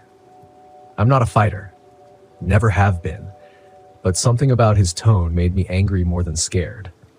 I knew he wanted to mess with me, to see if he could make me open the door. But I kept my voice steady. "Get lost, man. I'm calling the cops." I thought that might scare him off, but he just chuckled like I'd told a good joke. He rapped on the door again, a little harder. "Come on now. Ain't no one out here but you and me. Ain't nobody coming to help you." I could feel the tension in my grip, knuckles white against the handle. If I'd had a gun, I might have cracked the door open and pointed it at him. But all I had was a flashlight and a multi-tool, not exactly the kind of stuff to defend yourself with. I tried to text Jim again, but as I was typing, the guy must have heard me moving around because he pounded on the door, hard this time. "Open up, ain't got all night." My breath was coming fast, but I knew he could hear me inside. I had to do something, so I shouted as loud as I could, hoping it would wake up Jim or Linda. I said, "Get lost." Silence. For a second, I thought he'd left, but then I heard his footsteps retreat a bit, like he was circling the RV. I ran to the other side, trying to keep track of him through the windows. He was moving back toward the front, right near the driver's side. Then, out of nowhere, he slammed something heavy against the windshield. A rock, maybe. The glass cracked, spider webbing right in the center. I felt a sickening jolt. This guy wasn't going away.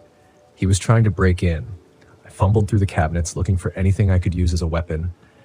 My hands found a tire iron tucked in the back. Not much, but better than nothing. The pounding continued, and he was talking again, muttering to himself. Or to me, I couldn't tell. Snippets of what he was saying drifted in through the cracked window. "You think you can just park out here? Think nobody will see? No one notices, right?" It was like he was accusing me of something, like I'd done something wrong just by being there. Then a scream from outside. "Linda." I scrambled to the door, threw it open, and sprinted to the Airstream, the tire iron in my hand. Jim was out there too, yelling at the guy to get back, but he was between them, blocking them from getting inside their RV. The guy turned, and for the first time I saw what he was holding. Not a crowbar, not a knife. Something else. Jagged, rusty, like an old railroad spike. He lunged. I swung the tire iron, clipping his shoulder. He barely flinched. The rest of that night was chaos. The cops showed up 20 minutes later. The guy was gone. A few days later, they found something else near the creek bed. Bones. Human bones. Scattered. Shallow enough to be uncovered by the wind. I still think about that grin and wonder if someone else, parked out in the middle of nowhere, has seen him too. My name is Amelia Jenkins. I'm 35 years old and I used to be a park ranger before I shifted to city planning. I've always been the type to keep a level head, under pressure. But that weekend in Ocala National Forest changed the way I see the world and myself forever. It's hard to explain what we encountered without sounding insane, but I'll do my best. This happened in April 2012. My girlfriend Emma, two friends Tyler and Kelly, and I decided to take an RV trip into the heart of Ocala. Emma, 30, has always been an avid nature enthusiast, and she had been itching to show us Alexander Springs, where the water is crystal clear and the trails promise adventure. Tyler, 28, my childhood friend, and Kelly, his girlfriend, were tagging along mostly because they loved camping, though Kelly was more into the safety of RV life than the rugged outdoors. Looking back, I wish I had trusted Kelly's unease from the start. We arrived at our campsite around mid-afternoon on a Friday, excited to leave behind the noise of the city. The RV, which I'd borrowed from my brother, was parked in a clearing surrounded by towering pines. The air smelled fresh, the kind of scent you can only get deep in the woods. We unpacked quickly, tents for Tyler and Kelly, while Emma and I would use the RV.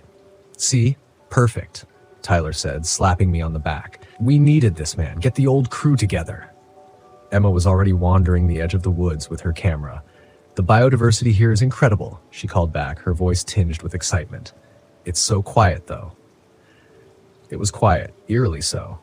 Usually, you'd hear birds chirping, insects buzzing, something. Instead, the forest felt like it was holding its breath. I chalked it up to being farther out than usual. That first night was uneventful.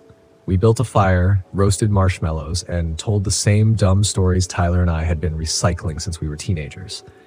Kelly, however, seemed uncomfortable. She kept glancing over her shoulder and leaning closer to Tyler.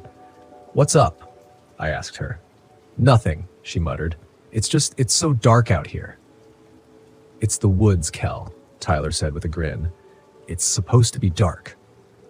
We laughed it off and went to bed. I didn't know it then, but the forest had already started watching us. The next morning, Emma convinced us to hike a nearby trail. She was thrilled to explore, and I figured it'd be good to stretch our legs. Kelly was reluctant, but joined anyway. We hadn't gone far when Emma froze.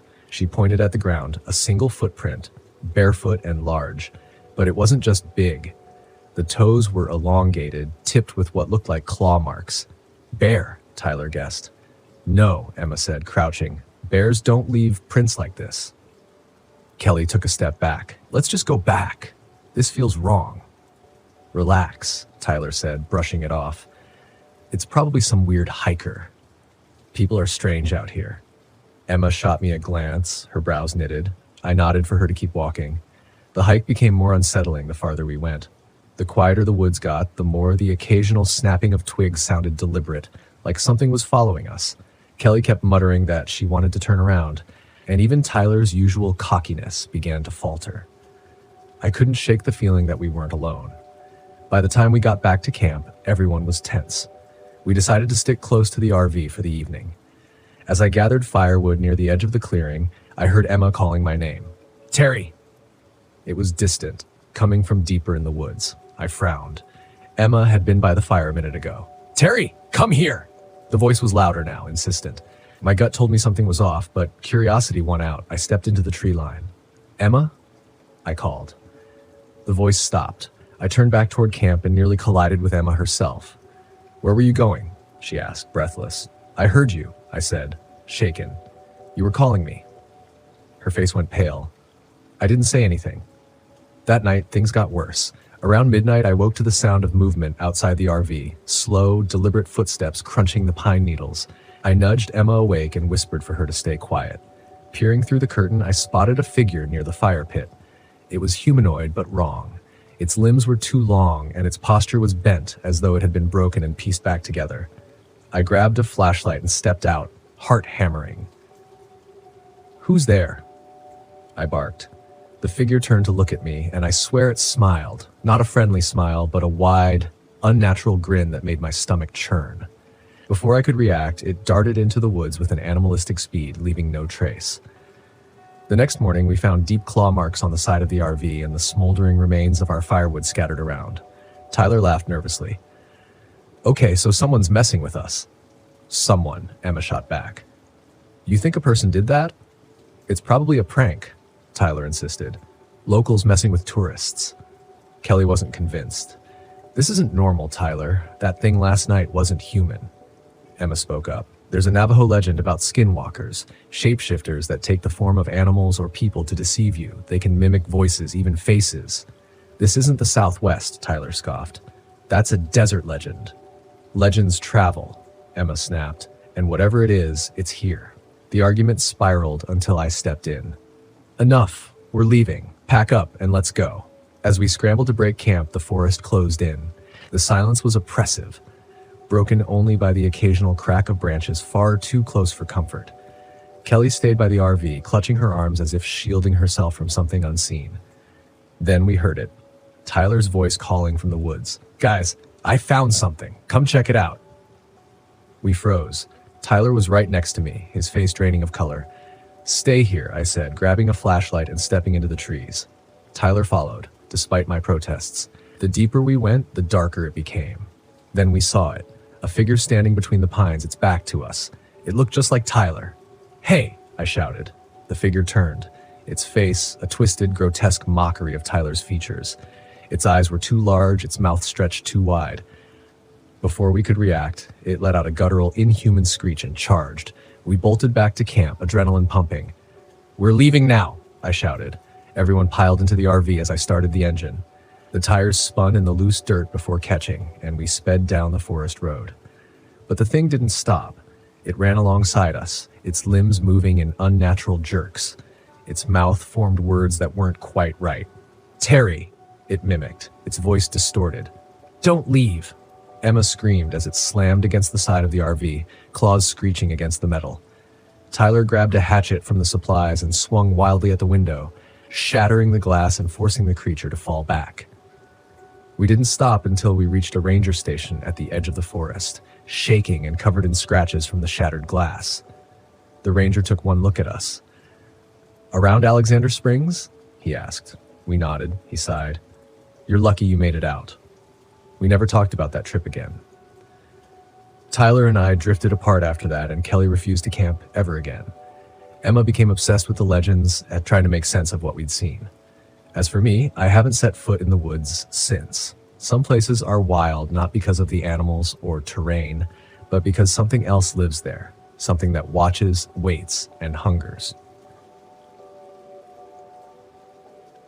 My name is Liam Clinton, and I'm 40 years old. This happened last fall at Spruce Knob, the highest peak in West Virginia. I had just finalized my divorce, packed up my life, and hit the road in an RV that still smells like the dealership.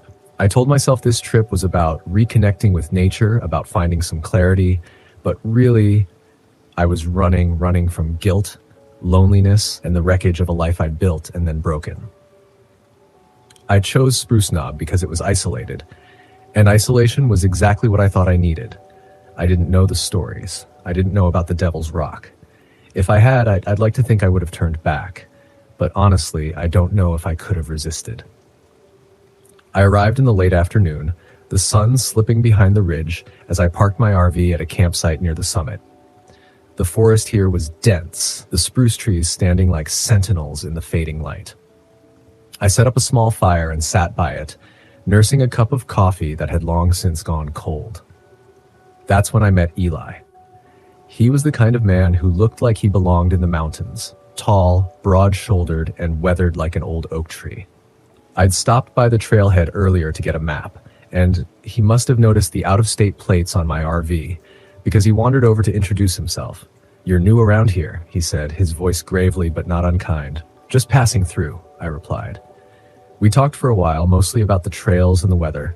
Then, as if it were an afterthought, Eli asked, You hear about the Devil's Rock yet? I shook my head, curious despite myself. It's an old legend, he said, leaning against a tree. There's a boulder deep in the woods, smooth as glass. They say folks claim if you touch it, you can make a wish, but it always comes at a price. I laughed nervously. And what's the price? Eli's eyes darkened. Depends. Sometimes it's your sanity, sometimes it's worse. I tried to brush it off as campfire talk, but his tone stayed with me long after he walked away. The first night was uneventful, but strange things started happening. The next day, I set out on one of the trails Eli had recommended, hoping to clear my head and maybe snap a few photos. The forest was quiet, too quiet. No birds, no rustling leaves, just the sound of my boots crunching on the dirt. That's when I noticed the trail veering off to the right, unmarked and overgrown. I don't know why, but I felt compelled to follow it. The path twisted through the trees, narrowing until I reached a clearing. In the center of the clearing stood a massive boulder, smooth and black, its surface glinting faintly in the dim light. Dead trees surrounded it, their branches bare and skeletal. I didn't stay long. There was something about the place that made my skin crawl. That night, the tapping started. I was lying in bed, half asleep, when I heard it. A soft, rhythmic tapping against the side of the RV. I froze, my heart pounding. It sounded like someone or something was knocking, but when I finally mustered the courage to look outside, there was nothing there. The next morning, I found small handprints in the dirt outside the RV. They were faint but unmistakable, as if left by a child. I shook it off as my imagination, but later that day, I saw her. She was standing just off the trail, a teenage girl with pale skin and long dark hair. She wore a tattered dress that looked like something out of a history book, and her eyes were wide and pleading.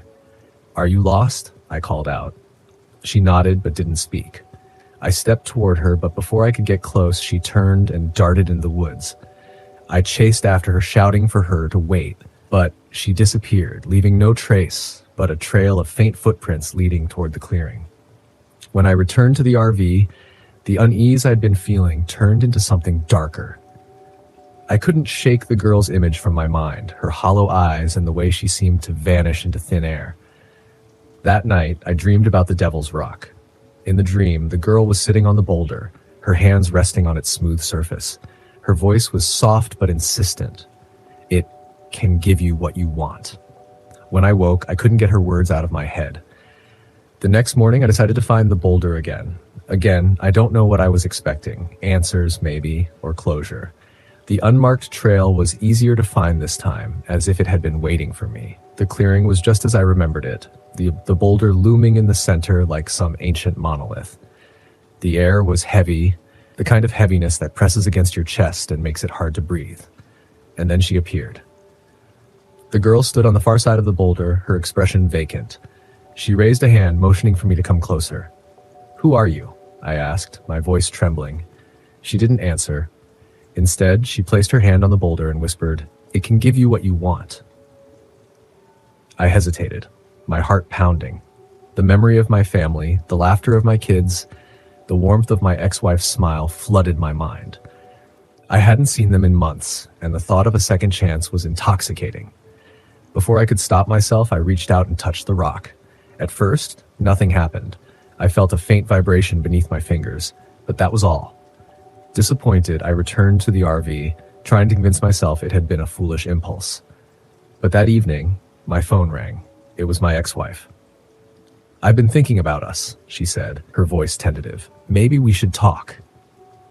The weight in my chest lifted, replaced by a flicker of hope.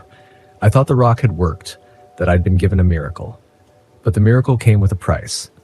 That night, the girl returned. She appeared outside the RV, her face pressed against the window. Her eyes were no longer pleading. They were dark, empty voids that seemed to suck the air from the room. "You made your wish," she whispered. "Now it's time to pay." The lights in the RV flickered, and the shadows inside began to twist and rise. I grabbed a flashlight and stumbled outside, shouting into the darkness, "What do you want from me?" Her voice came from everywhere at once. "It's not me. It's the rock." Desperate, I raced back to the clearing. The forest seemed alive, the trees closing in around me as I ran. When I reached the boulder, it seemed larger, its surface pulsing like a living thing. The girl appeared again, her form shifting and flickering like a glitch in a video. "You can't undo it," she said, her voice echoing, "but you can stop it from taking more." I grabbed a hammer from my pack and swung it at the boulder. The impact sent a shockwave through the clearing, and the girl screamed, her voice merging with the sound of the rock cracking. The boulder split down the middle, a deafening roar echoing through the forest. The girl collapsed, her form dissolving into mist as the air grew still. When I woke the next morning, the clearing was empty. The boulder was gone, reduced to a pile of rubble. I returned to the RV and called my ex-wife, apologizing for everything. Whatever chance we had at reconciliation, I knew it had to come from me, not from some cursed rock. As I drove away from Spruce Knob, I caught a glimpse of the girl in my rearview mirror, standing among the trees. She wasn't smiling, but she wasn't angry either. She was just watching. Sometimes the things we want most come at a price too steep to pay, and sometimes we have to let go to move forward. My name is James Nelson, and I'm 40 years old. This happened last summer while I was investigating a viral ghost story at Devil's Backbone in West Virginia. I've spent years debunking hauntings, cryptid sightings, and so-called cursed places. It's what I do for a living, exposing frauds and hoaxes on my YouTube channel, Reality Bites. I never expected Devil's Backbone to be any different. I was wrong. I arrived at the trailhead late in the afternoon, the sunlight painting the jagged cliffs of the ridge in deep orange hues. Devil's Backbone stretched before me, an imposing line of rocky outcroppings and dense forest.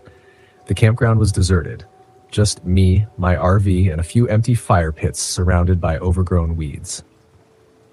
Perfect for filming. I set up my equipment, cameras, microphones, a drone for aerial shots. I like to have all the angles covered, even if I expected nothing more than crickets and wind. The legend that brought me here was as ridiculous as they come. A group of hikers claimed they'd heard chanting and seen glowing symbols near the ridge. The story had racked up millions of views online, and I figured a straightforward debunking would bring in decent traffic. But something about the ridge unsettled me. It wasn't just the isolation. The cliffs had a presence, like they were watching, waiting. After setting up camp, I hiked up to the ridge for some preliminary footage. The trail was steep and narrow, winding through a forest of twisted, ancient trees. Their gnarled branches formed a canopy that filtered the sunlight into eerie, shifting patterns. About halfway up, I spotted the first symbol. It was carved into the rock, jagged and precise. At first, I thought it was graffiti, but it didn't look modern. No spray paint or amateur scribbles. It was intricate, like something you'd see in a textbook on ancient languages. I snapped a photo and moved on, telling myself it was probably just a prank. As I climbed higher, I started to hear faint humming. It wasn't wind or birds. It was rhythmic, almost like chanting. I paused, holding my breath to listen, but it stopped the moment I tried to pinpoint its direction. By the time I reached the ridge, the sun was setting, casting long shadows over the forest below. I launched my drone, hoping to capture the cliffs from above. The drone whirred into the sky, its camera sending back clear, steady footage of the ridge and surrounding woods. Then, without warning, the feed cut out. I stared at the screen, confused. The drone was still airborne, but its signal was gone. Moments later, it plummeted out of the sky, crashing somewhere in the trees. Frustrated, I made a note to retrieve it in the morning and headed back to camp. As darkness fell, the first few hours of night were uneventful. I sat inside my RV, editing the day's footage and making notes for the next day. Around midnight, I stepped outside to check the cameras I'd placed around the site. That's when I saw the lights. They flickered along the ridge, moving slowly, like lanterns swaying in the wind. I grabbed my binoculars and focused in. What I saw sent a chill down my spine. A figure stood on the edge of the cliff. It was shrouded in shadow, its features indistinct, but it was watching me. I froze, my breath catching in my throat. "Hello," I called out, my voice trembling despite my best effort to stay calm. The figure didn't move. Then, slowly, it raised an arm and pointed directly at me. I backed into the RV, slamming the door shut. My hands shook as I locked it, trying to convince myself it was just a trick of the light or maybe another camper playing a prank. But deep down, I knew better. The next morning, I found scratches on the RV's exterior. They were deep, parallel grooves, like claw marks running along the side of the vehicle. My stomach churned. I checked my cameras, but the footage was corrupted, static and flickers of distorted images.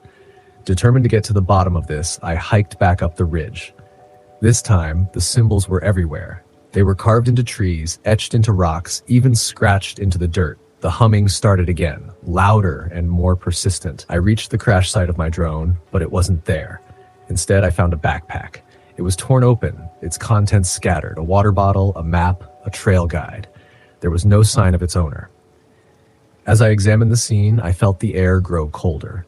A shadow passed over me, and I turned to see the figure from the night before, standing just a few feet away. It wasn't human. Its limbs were too long, its face shrouded in darkness, except for its eyes, glowing like embers.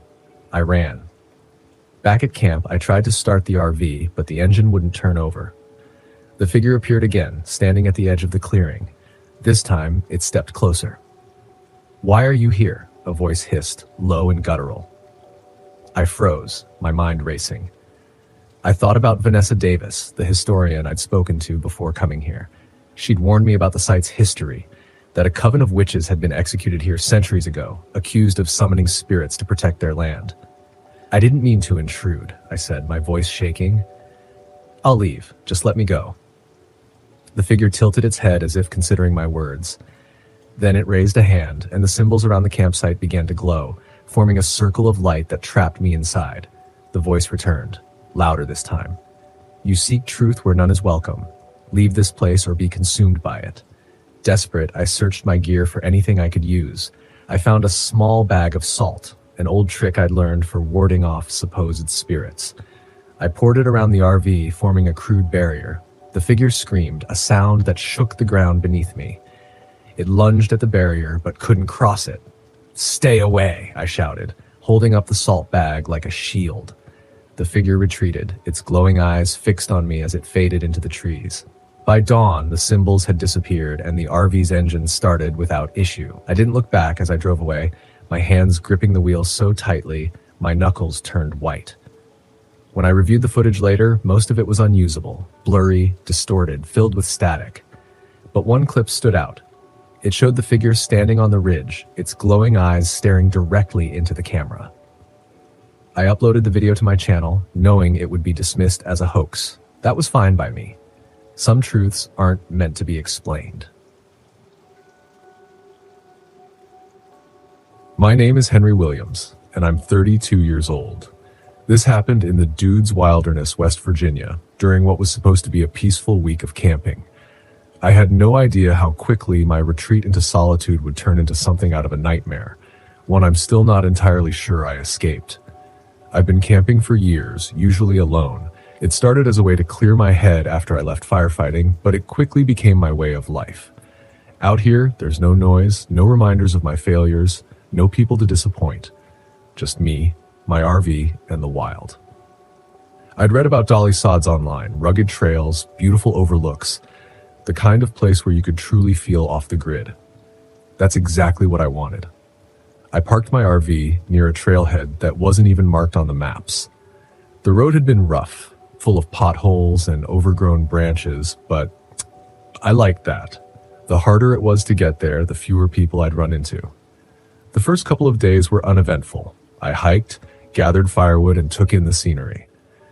The wilderness was hauntingly beautiful. Mist rolling through the trees in the mornings, the sunlight casting golden patterns on the forest floor. But on the third day, things started to shift. I was out for a hike when I heard it for the first time.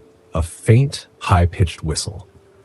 At first, I thought it might be a bird, but it wasn't rhythmic, and it didn't seem to come from any particular direction. It would start, then stop abruptly, as if someone or something was toying with me. I tried to ignore it, but the sound followed me all the way back to camp. That night, as I sat by the fire, I heard it again.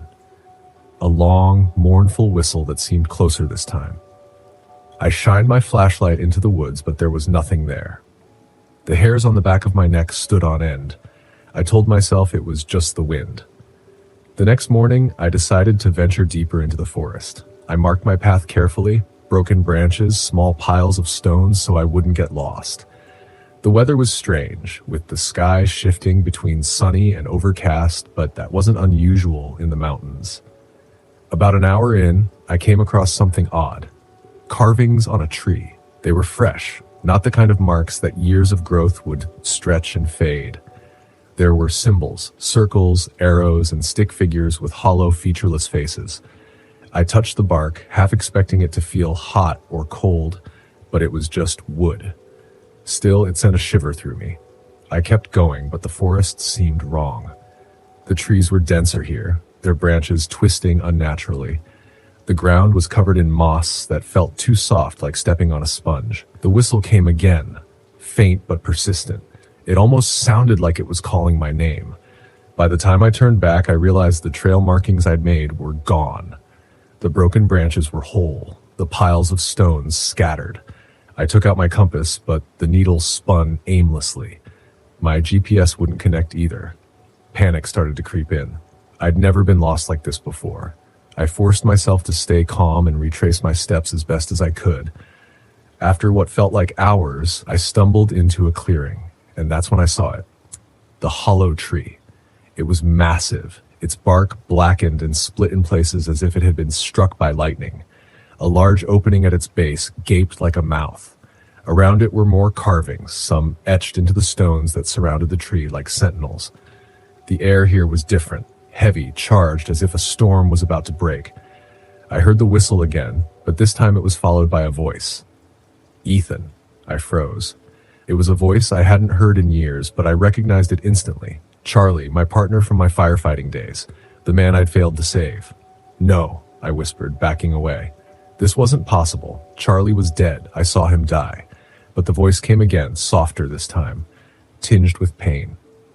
Ethan, why did you leave me? My head swam.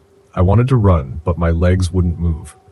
The whistle grew louder, and the shadows around the tree seemed to deepen, pooling like ink. Something stepped out from the hollow.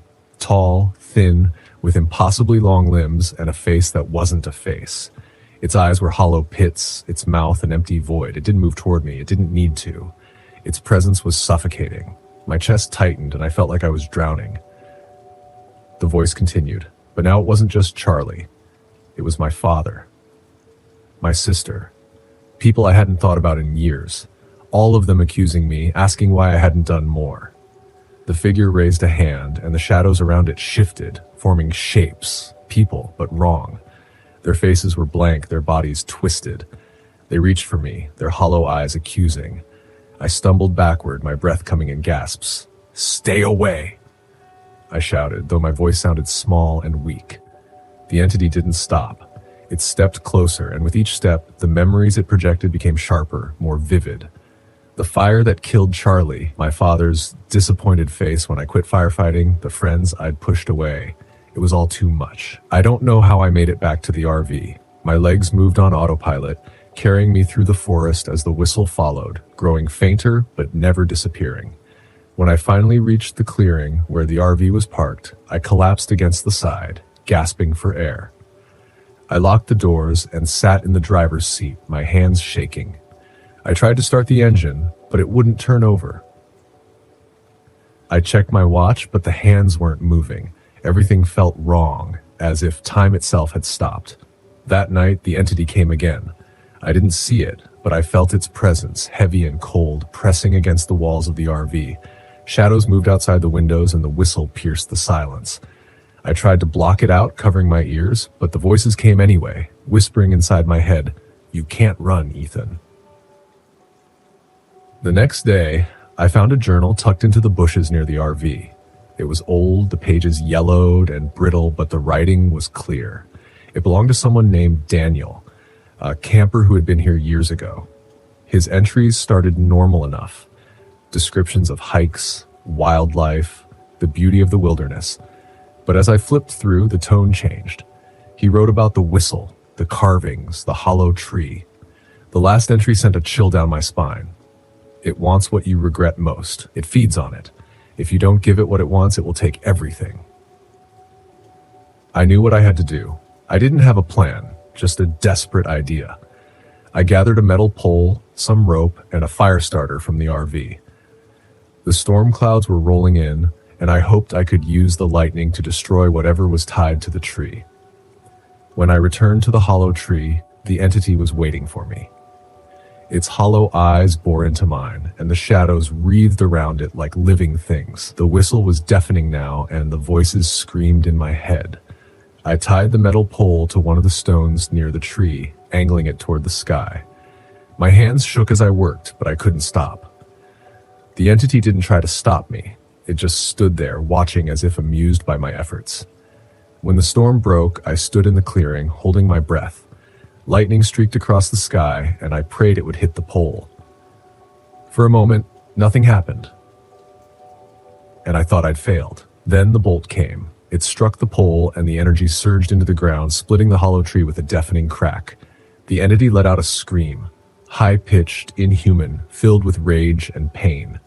The shadows dissolved, and the whistle stopped. I stumbled back to the RV, my body trembling, my mind reeling. The storm passed as quickly as it had come, and for the first time in days, the forest felt normal, quiet, still. The engines started on the first try, and I drove away without looking back. I don't know if I destroyed the Hollow Watcher or if I just escaped its grasp, but I do know one thing. I'll never go back to Dolly Sods, and I'll never camp alone again. Some places aren't meant to be explored, no matter how beautiful they seem. Let me know if you'd like additional changes. My name is Ethan Shaw, and I was 35 years old when this happened in October 2021. I'm a freelance writer, mostly covering travel and folklore. I've spent years chasing stories, driving my RV from one place to the next, always seeking inspiration, or maybe just running away. Back then, I thought of myself as independent, untethered, invincible. But Spruce Knob changed that. It was supposed to be a quick trip. I'd heard whispers about a place in West Virginia where strange things happened. Laughing voices in the woods, small footprints appearing where no child had walked in decades. The locals called it the Lost Children of Spruce Knob. The legend was vague, tied to an old settlement that had long since disappeared. A winter storm, children wandering too far, and a tragedy that no one liked to talk about. It was exactly the kind of story my editor loved. I arrived at the campsite just before sunset. The drive had been rough, the winding roads climbing higher and higher into the dense forest. The air was crisp, the kind of cold that settles in your bones. My RV sputtered a bit as I parked, but I didn't think much of it. I was used to minor mechanical issues. The campsite was deserted, just how I liked it. Solitude made it easier to write. I spent the first hour setting up, unpacking my laptop and notes, snapping a few photos of the eerie, misty forest for my article. By the time I lit a small fire, the sun had dipped below the horizon, leaving the world bathed in a dusky blue. That's when I heard it. At first, it was faint, like the distant hum of the wind. But as I sat by the fire sipping lukewarm coffee, the sound grew clearer. Laughter, high-pitched and playful, like children chasing each other in a game of tag. I froze, the mug halfway to my lips. The nearest town was miles away. Who would bring children all the way out here at night? Hello? I called, my voice shaky. The laughter stopped. I stood, shining my flashlight toward the tree line. The beam cut through the darkness, revealing nothing but skeletal branches swaying in the wind. I told myself it was my imagination, the product of too many ghost stories and too much caffeine. But as I turned back to the fire, I couldn't shake the feeling that I wasn't alone. The next morning, I found footprints. They were small, barefoot, pressed into the dirt just outside my RV. A trail of them circled the fire pit and wandered toward the trees. My stomach churned. I crouched, running my fingers over one of the prints. It couldn't have been there long. The edges were still sharp, undisturbed by wind or dew. I took a photo, the click of my camera loud in the still morning air. "This is ridiculous," I muttered, straightening. But even as I brushed it off, my pulse quickened. I spent the day exploring, hiking through the dense woods with my notebook in hand. The forest felt oppressive, the kind of quiet that makes you hyper-aware of every twig snapping underfoot. I found an abandoned cabin about a mile from the campsite, its roof caved in, walls covered in moss and lichen. Inside, I discovered old yellowed pages scattered across the floor. The handwriting was faint, but I could make out enough to piece together the story. The cabin had belonged to a family who'd settled here in the 1800s. They had 3 children, 2 boys and a girl. During a brutal winter, the father sent the children out to gather firewood. A storm rolled in suddenly, and they never came back. Their bodies were never found, and the parents were said to have gone mad with grief. I shivered, hugging my coat tighter. The pages felt heavy in my hands, the words pressing into my mind like a weight. That night, the laughter returned. It started faintly, just like before, but this time it was accompanied by something else, a tapping sound. At first, I thought it was the wind rattling the RV, but then it grew more deliberate. Tap, tap, tap, like small fingers drumming against the window. I didn't want to look. Every instinct screamed at me to stay hidden under my blanket, to pretend I didn't hear it. But curiosity is a terrible thing. Slowly, I slid out of bed and crept toward the window. The fog outside was thick, swirling like smoke. But through it, I saw a shape, a small figure standing just beyond the fire pit. My breath caught. It was a little girl, no older than 7, with long hair tangled around her face. Her dress was ragged, her bare feet pale against the damp earth. She stood perfectly still, her head tilted, as if waiting for me to step outside. I backed away from the window, my heart pounding. "No," I whispered. "No way." The tapping stopped. When I finally worked up the courage to look again, she was gone. The next morning, my RV wouldn't start. I turned the key over and over, but the engine just coughed and sputtered. The battery was fine, the fuel gauge full. I had no explanation. "Great," I muttered, slamming the steering wheel. Just great. There was no cell service, no way to call for help. I was stranded. Determined to distract myself, I decided to hike back to the cabin. Maybe I could find more of the journal pages, something to help me understand what was happening. But as I neared the cabin, the forest seemed darker, the air colder. I found the doll on the trail. It was old, its fabric faded and torn, one button eye missing. It hadn't been there the day before. I hesitated, staring at it. Something moved in the corner of my vision, a flicker of motion among the trees. I turned sharply, but there was nothing there. "Marlene," a voice whispered. I spun around, my pulse racing. Marlene. It was a child's voice, soft and pleading, coming from deeper in the woods. "Nope," I said again, backing away. But as I turned to leave, the voice grew louder, more insistent. "Help us." I ran. By the time I reached the RV, I was shaking, my rational mind unraveling, every explanation I'd clung to slipping through my fingers. I locked the door and curled up on the bed, clutching my flashlight like a lifeline. The children didn't wait for nightfall this time. The laughter echoed through the forest, closer and louder than ever. Shadows darted outside the windows, too quick to be seen clearly. The tapping returned, relentless and mocking. And then they came inside. I didn't see them enter, but suddenly they were there. 3 small figures standing at the foot of my bed. Their faces were pale and frostbitten, their eyes wide and hollow. "Why didn't they come back for us?" the little girl asked, her voice like a cold wind. I don't know," I stammered. "They promised," the boy said. "They promised they'd come back." My breath hitched as tears filled my eyes. "I'm sorry. I'm so sorry." They stared at me, their expressions unreadable, and then they were gone. The next morning, I knew what I had to do. I gathered firewood and built a small pyre near the cabin. I placed the doll on top, along with an offering of food and a scarf I found in my RV. Lighting the fire, I whispered a prayer, not to any god I knew, but to the lost children. "I hope this helps," I said, my voice cracking. "I hope it guides you home." The air grew still, the forest holding its breath.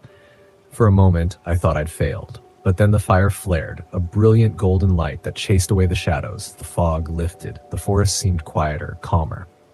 When I returned to the RV, it started on the first try. I never wrote the article. Some stories aren't meant to be told, and some wounds aren't meant to be reopened. But I left Spruce Knob with a strange sense of peace, as if the children had finally found their way. And maybe in some small way, so had I. My name is Emma Williams, and I'm 40 years old. This happened last October when I decided to camp alone at Smoke Hollow, a remote site near the Greenbrier River in West Virginia.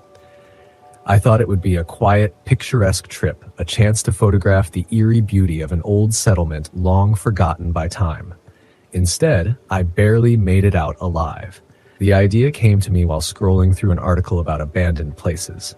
Smoke Hollow was once a bustling logging village in the late 1800s, but in the early 1900s its population vanished under mysterious circumstances. All that remained were the ruins of a few homes and a cemetery overgrown with moss and wild ivy. Local legends spoke of ghostly wails echoing through the hollow at night. But I figured those were just stories to scare off tourists. I was drawn to the place because it sounded like the perfect subject for my blog, Forgotten Trails. After my divorce, exploring remote and spooky locations became my therapy. Documenting these places filled the empty hours and gave me purpose. I wasn't afraid of being alone. I welcomed it. At least that's what I told myself. The road to Smoke Hollow was narrow and winding, with ancient trees towering on either side. By the time I arrived at the campground, the late afternoon sun was hidden behind thick gray clouds. The place was deserted, except for a lone park ranger at the check-in station. "First time here?" she asked, smiling. Her name tag read Maya Andrews. "Yeah, heard about it online," I said. Maya nodded. "Beautiful spot, but it can be disorienting. Fog rolls in heavy, and the echoes in the hollow can mess with your sense of direction. Stay on marked paths and you'll be fine." Her words didn't bother me. I'd camped alone before. I smiled, thanked her, and drove to my site near the river. The air was damp and cold, carrying the faint earthy smell of decaying leaves. I parked my RV, set up my gear, and took a short hike to the cemetery before nightfall. The graveyard was small, maybe 20 headstones, most of them cracked or leaning. One in particular caught my eye. A child's grave marked Lillian Reed, 1898-1905. A small lamb was carved into the stone, worn smooth by time. I snapped a few photos, the sky darkening faster than I expected, and headed back to camp. That night, the fog came in thick and fast, pressing against the RV windows like a living thing. I was reviewing my photos when I heard it. A faint, high-pitched wail cutting through the silence. It sounded like a child crying. I froze, my heart thumping. It couldn't be an animal. It was too human. I turned off the lights and peered outside. The fog distorted everything, but I saw no movement.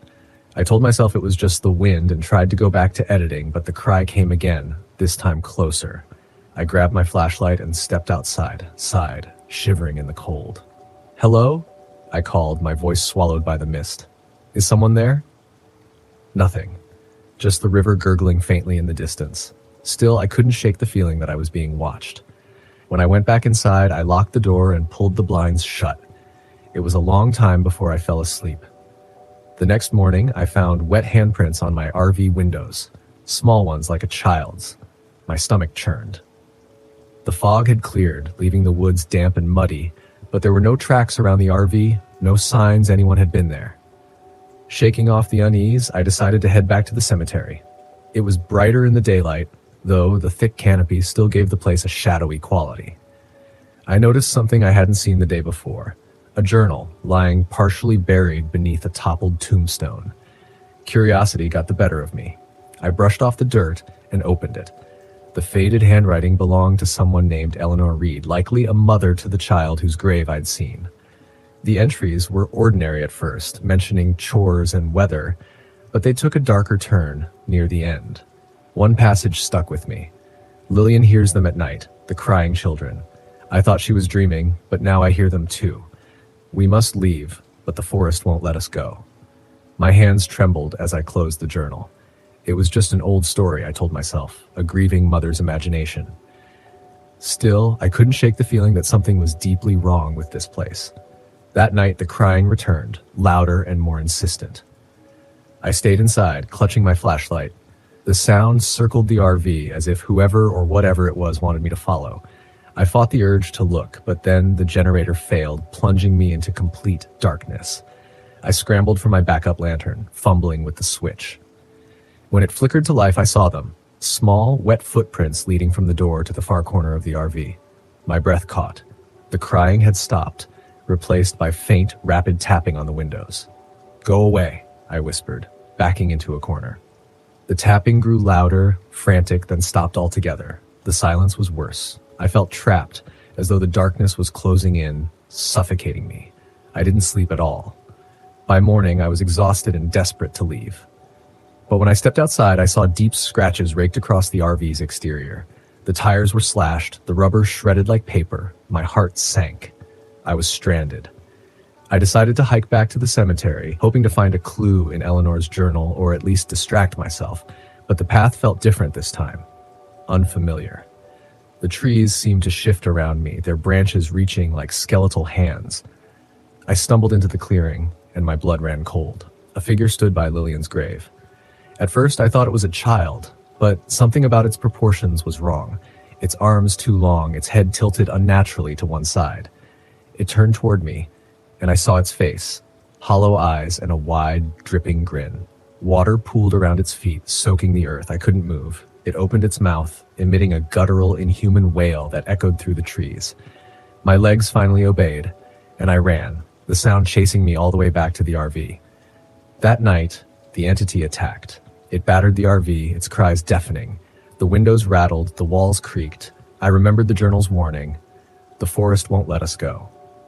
But it wasn't the forest. It was this thing, this embodiment of grief and rage. I thought of what Maya had said about echoes. Desperate, I turned on my phone and played a voice recording I'd taken of her advice. Stay near the marked paths. Her calm, human voice cut through the chaos like a beacon. The entity recoiled, its form flickering. I grabbed the journal, clutching it like a talisman, and shouted, "Lillian, stop! You're free!" The wailing stopped. The air grew still. For a moment, I thought it was over, until I heard a soft, wet laugh behind me. I ran. I didn't stop until I reached the main road. The RV was abandoned behind me. A passing car picked me up, and I barely managed to explain what had happened. When we passed Smoke Hollow, I saw the figure standing in the fog, its hollow eyes following me. I never went back to Smoke Hollow. The photos I took were strange, blurry, distorted, as though the camera couldn't quite capture the truth. But one image haunts me most. A figure standing by Lillian's grave, its face staring straight into the lens. And I've stopped camping alone. Some silences are meant to stay undisturbed. Here's your passage with corrected spelling. My name is Emily Allen, and I'm 30 years old. This happened along Paint Creek Scenic Trail in West Virginia during a trip I'd planned to reconnect with my art and, frankly, myself.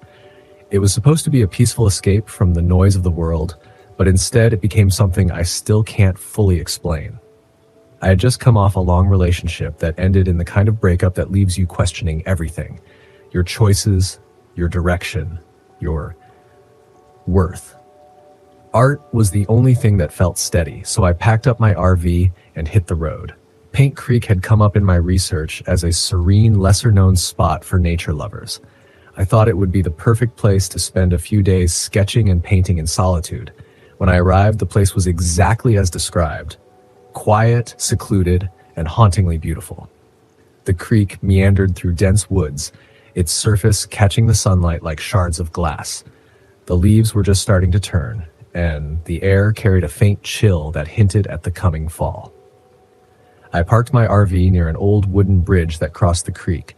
The bridge looked like it belonged in a ghost story, its weathered boards sagging slightly, but I couldn't resist its charm. I set up camp and spent the first day wandering the trails and sketching the landscape. The stillness was almost too perfect, but I chalked it up to being unused to this level of isolation. That night, I sat by the creek working on a watercolor of the bridge. As the sun dipped below the horizon, the forest around me grew darker and the silence became oppressive. There were no birds, no insects, just the sound of the water trickling over rocks. I tried to focus on my painting, but a strange unease crept over me. It was like the air had shifted, growing heavier, colder, and then I heard it, a faint humming. It was soft at first, almost melodic, but it didn't seem to have a source. It wasn't coming from the creek or the woods. It was just there. I froze, my brush hovering over the paper. The sound grew louder, more distinct, and I realized it was a woman's voice humming a tune I didn't recognize. "Hello?" I called out, my voice breaking the stillness. The humming stopped abruptly, as if I'd startled it. For a long moment, there was nothing but silence. I told myself it must have been the wind or some trick of acoustics. I packed up my supplies and hurried back to the RV. The next morning, I woke to find my art supplies scattered across the ground outside the RV. My brushes were snapped in half, my paint spilled and smeared across the dirt. My first thought was that an animal had gotten into them, but there were no paw prints, no signs of disturbance other than the destruction itself. It didn't make sense. I spent the day trying to paint, but something felt off. The colors didn't look right, the lines felt shaky. Frustrated, I decided to take a break and explore more of the area. The old bridge drew me in again, its weathered planks creaking under my boots as I crossed it. The creek below was impossibly still, its surface like a mirror reflecting the gnarled tree overhead. On the far side of the bridge, I noticed something etched into one of the trees. a name and a date carved deep into the bark. Margaret, 1893. The letters were uneven, as if done in haste, but what caught my attention was the feeling that swept over me as I touched the carving. A sudden, overwhelming sadness that didn't feel like my own. That night, the humming returned. I was inside the RV, trying to sketch, when I heard it again, drifting through the stillness. It was louder this time, unmistakable. The sound seemed to seep through the walls, wrapping around me like a cold embrace. I grabbed my flashlight and stepped outside, my heart pounding. The air was icy, much colder than it had been earlier, and the forest was eerily quiet. The humming led me to the bridge, where the fog had thickened, shrouding the creek in an otherworldly glow. And then I saw her. She stood at the edge of the creek, her back to me. She wore a long dress, the kind you'd see in old photographs, and her hair cascaded down her back in dark waves. She was humming that same mournful tune, the sound weaving through the air like a spell. "Hello?" I called out, my voice trembling. She stopped humming but didn't turn around. I took a hesitant step closer, and as I did, she began to dissolve, her form breaking apart like mist until there was nothing left but the fog. I stood there frozen, unsure if what I'd seen was real or some trick of the light in my overactive imagination. The next day, I decided to drive into town to clear my head. At a small gas station, I struck up a conversation with the attendant, an older man who seemed to know the area well. "You're camping by the bridge, aren't you?" he asked when I mentioned Paint Creek. "Yeah. Why?" He hesitated, then said, "People say it's haunted. They call her the Lady of Paint Creek. Story goes she was abandoned by her husband during a harsh winter. He promised to come back for her, but he never did. She waited by that bridge until she froze to death. Now she haunts the creek, looking for people to join her." I laughed nervously, but his expression remained serious. "I'd avoid that bridge if I were you," he added, "especially at night." That evening, I couldn't stay away. Something about the Lady of Paint Creek drew me in like a moth to a flame. I set up my easel near the bridge, determined to capture her essence in my painting. As the hours passed and the sun dipped below the horizon, the fog rolled in again and the humming returned. This time it was louder, more insistent. The air around me grew colder, and when I looked up, there she was, standing in the middle of the bridge. Her face was pale, almost translucent, and her hollow eyes bore into mine. She didn't move, but the humming turned into words. A whisper that sent chills down my spine. "Stay with me." I backed away, but my foot slipped on the wet grass and I fell. When I looked up, she was gone, but the feeling of her presence lingered, heavy and suffocating. I grabbed my supplies and ran back to the RV, locking the door behind me. That night, I dreamed of her. In the dream, I was standing on the bridge, staring down at the icy water. She appeared beside me, her hand cold as she touched my arm. "He left me," she whispered, her voice filled with sorrow. "They all leave." When I woke, I couldn't shake the feeling that she was still there, just beyond the edges of my vision. I knew I had to do something to end this, to break her hold on me. On my final night at Paint Creek, I returned to the bridge with my sketchbook and paints. The fog was thicker than ever, and the cold seeped into my bones. I set up my supplies and began to paint, my hands trembling as I worked. I painted her story, the bridge, the creek, her lonely figure waiting in the snow.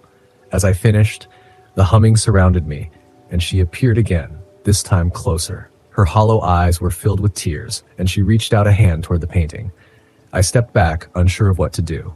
"You're remembered now," I said, my voice breaking. "You're not forgotten." She stared at the painting for what felt like an eternity, then dissolved into the mist, her presence lifting like a weight from my chest.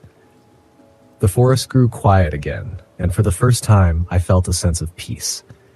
I left Paint Creek the next morning, the painting tucked safely in the RV. It's one of my best works, but I've never been able to sell it. Something about it feels sacred, like it belongs to her. Even now, I hear her humming in my dreams, but it's softer now, almost peaceful, as if she's finally found rest. And maybe in a way, so have I. The night was thick with the smell of pine and damp earth, the kind of night where silence creeps into every corner and the darkness seems heavier than usual. I'd been on the road for weeks, just me and my RV, hopping from one national park to the next, chasing solitude. My name is Warren Kittrell, and this was supposed to be a simple stop, just an overnight stay at a remote campsite tucked deep into the forest of the Olympic Peninsula. November 1995, that's when it happened. I parked the RV in a small clearing surrounded by towering Douglas firs. The nearest camper was miles away, and the isolation was exactly what I'd been craving. I lit a fire, cooked some sausages, and cracked open a beer. There's a comfort in the small routines of camping, even in the quietest corners of the world. But as the firelight flickered, I noticed the woods weren't as quiet as they should have been. At first, it was subtle, the crunch of dry leaves underfoot, too rhythmic to be the wind. Then came the faint snapping of branches, distant but deliberate. My first thought was a bear. I'd dealt with them before on trips like this, and while they were intimidating, they weren't the monsters people made them out to be. Still, I kept a flashlight and my hunting knife close, just in case. My rifle was in the RV, but I wasn't planning to need it. The sound circled the camp, slow and deliberate. Whatever it wasn't in any rush, and it wasn't afraid of me. I called out, more annoyed than scared. "All right, knock it off. Whatever you are, just move along." The woods swallowed my voice. No reply. The circling continued, louder now, like the thing wanted me to know it was there. I stood up, gripping the flashlight, and swept the beam into the trees. The light didn't catch anything at first, just endless trunks and undergrowth. But then I saw movement low to the ground. Something darted behind a tree, too fast to make out. My pulse quickened. "Hey, go on, get out of here!" My voice sounded braver than I felt. That's when I heard the breathing. It was faint at first, but it was there. A rasping sound, shallow and uneven. It wasn't coming from the direction of the movement. It was closer, almost behind me. I spun around, the flashlight trembling in my hand, and pointed it toward the sound. Nothing, just the fire crackling. But the breathing continued, a sickly wheeze, and now it was coming from the other side of the clearing. I grabbed the hunting knife and stepped closer to the RV. The circling sounds picked up again, faster this time. I felt cornered, though there wasn't anything visible around me. Whatever it was smarter than a bear. And then I saw it. It stepped into the edge of the firelight, just enough for me to make out its silhouette. The thing stood low to the ground on four limbs, its back arched unnaturally like a giant, emaciated feline. But its face, that wasn't any animal I'd ever seen. The skin was pale, stretched tight over a skull-like head, and the thing had a mouth that split wider than it should, revealing rows of blunt, crooked teeth. Its limbs ended in what looked like jagged, clawed stumps, almost like oversized hands, twisted and deformed. It moved slowly, almost studying me. Its head tilted to the side. That's when I realized it wasn't alone. Another figure emerged from the shadows on my right, then a third to my left. They were all the same malformed creatures, creeping closer, each one letting out faint wheezes. My heart pounded in my chest as I backed toward the RV, knife gripped tightly. I didn't wait for them to get any closer. I bolted into the RV and locked the door. My hands shook as I reached for the rifle above the cabin. The creatures didn't follow me inside immediately. Instead, they circled the RV, their bodies scraping against the metal sides, their claws scratching at the windows. I loaded the rifle and aimed it at the door, the thin wood suddenly feeling like paper between me and those things. The scratching stopped abruptly, replaced by silence. That was worse. I kept the rifle raised, listening. Nothing. Then the roof dented above me, a loud thunk reverberating through the RV. They were on top. I fired blindly at the ceiling, the gunshot deafening in the small space.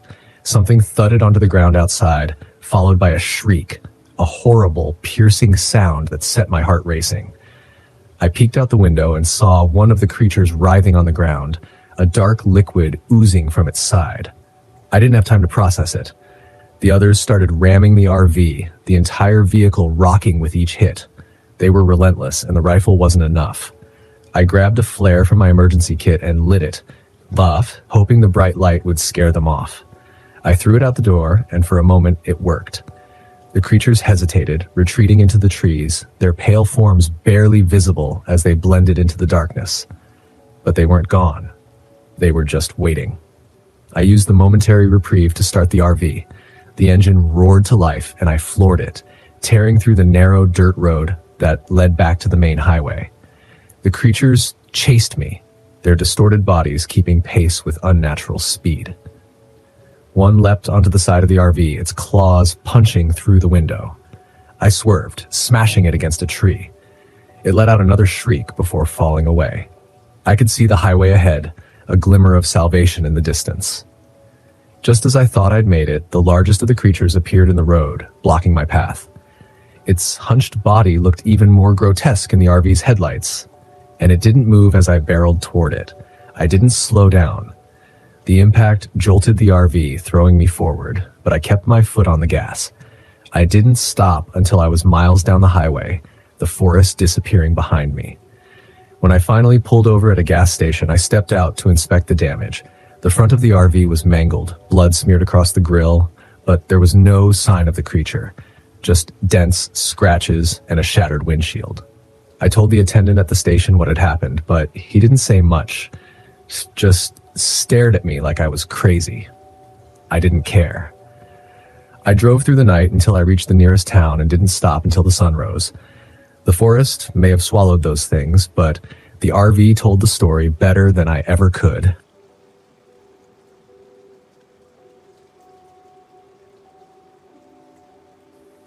I never thought my job would endanger my life, but last night proved me wrong in a way I'll never forget. My name's Edwin Granger, and I've been a park ranger in Michigan's Hiawatha National Forest for 12 years. It's a job I love, one that lets me escape the chaos of the city and find peace among towering pines and quiet lakes. That said, last night was anything but peaceful. It was November 1994, the middle of hunting season. The forest was supposed to be alive with the sounds of hunters and wildlife alike, but instead, it felt wrong. The evening started off normal enough. A hiker reported strange noises near 5 Points Ridge. Screams, they said. Not human, but definitely not animal either. I'd heard exaggerated stories from campers before. Things like a moose screaming like a banshee or wolves howling in the wrong key. 9 times out of 10, it's nothing more than an overactive imagination. I was prepared to check it out, reassure the visitor, and call it a day. The sky was a faded gray as I loaded my pack. Flashlight, flare gun, walkie-talkie, and my old hunting knife. My revolver was on my hip. We're trained to carry for bear protection, but in my decade plus as a ranger, I'd never had to draw it in the field. Still, the way the hiker's face had drained of color when he described the noises stuck with me. It wasn't natural, he'd muttered over and over. I reached 5 Points Ridge around 7 p.m. The sun had dipped below the horizon, and a thick mist clung to the ground. The ridge was dense with red pines and birches, their skeletal branches silhouetted against the twilight. I scanned the area with my flashlight, the beam cutting through the fog. All I heard was the crunch of my boots on frost-covered leaves. No screams, no voices, just the quiet hum of the forest. And then, faintly, I heard it. A sound echoed through the trees, a low, almost mechanical screech, like metal grinding against metal. My breath caught. It wasn't a moose, it wasn't a bear.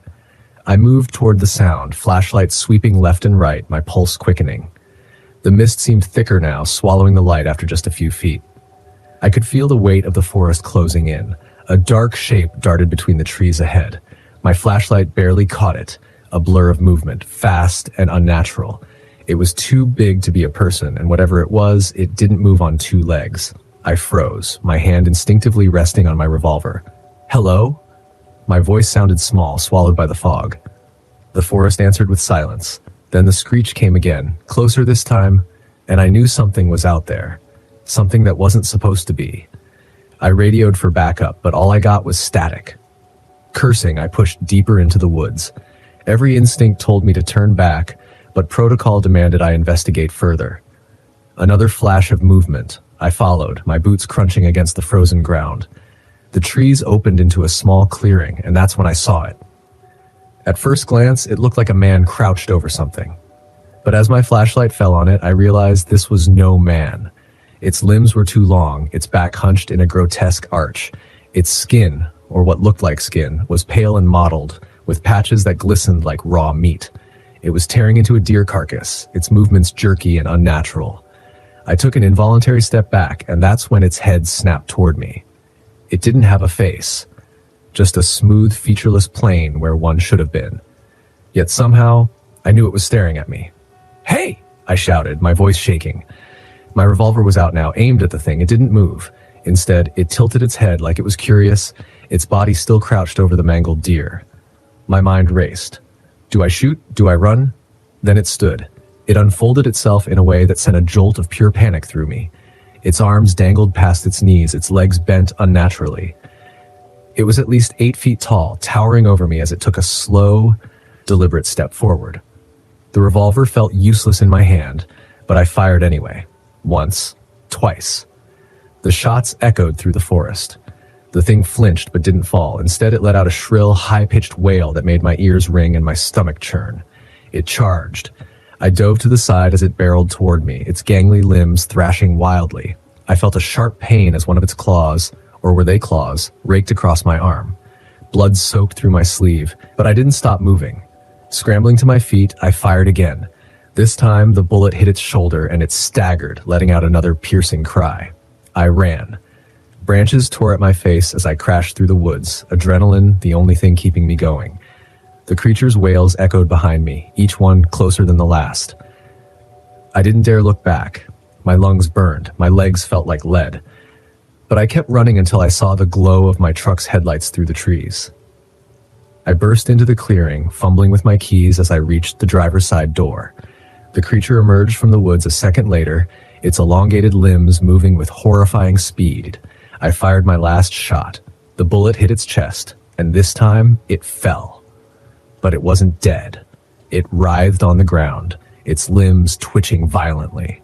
I didn't stick around to see if it would get back up. I threw myself into the truck, gunned the engine, and peeled out of there, gravel flying. In my rearview mirror, I saw the thing drag itself upright, its featureless head tilted toward me as I disappeared down the dirt road. When I got back to the ranger station, I called the sheriff's office. They sent a team out to 5 Points Ridge, but by the time they arrived, the clearing was empty. The deer carcass was gone, but the bloodstains and my spent shell casings were still there. They didn't know what to make of it. Neither did I.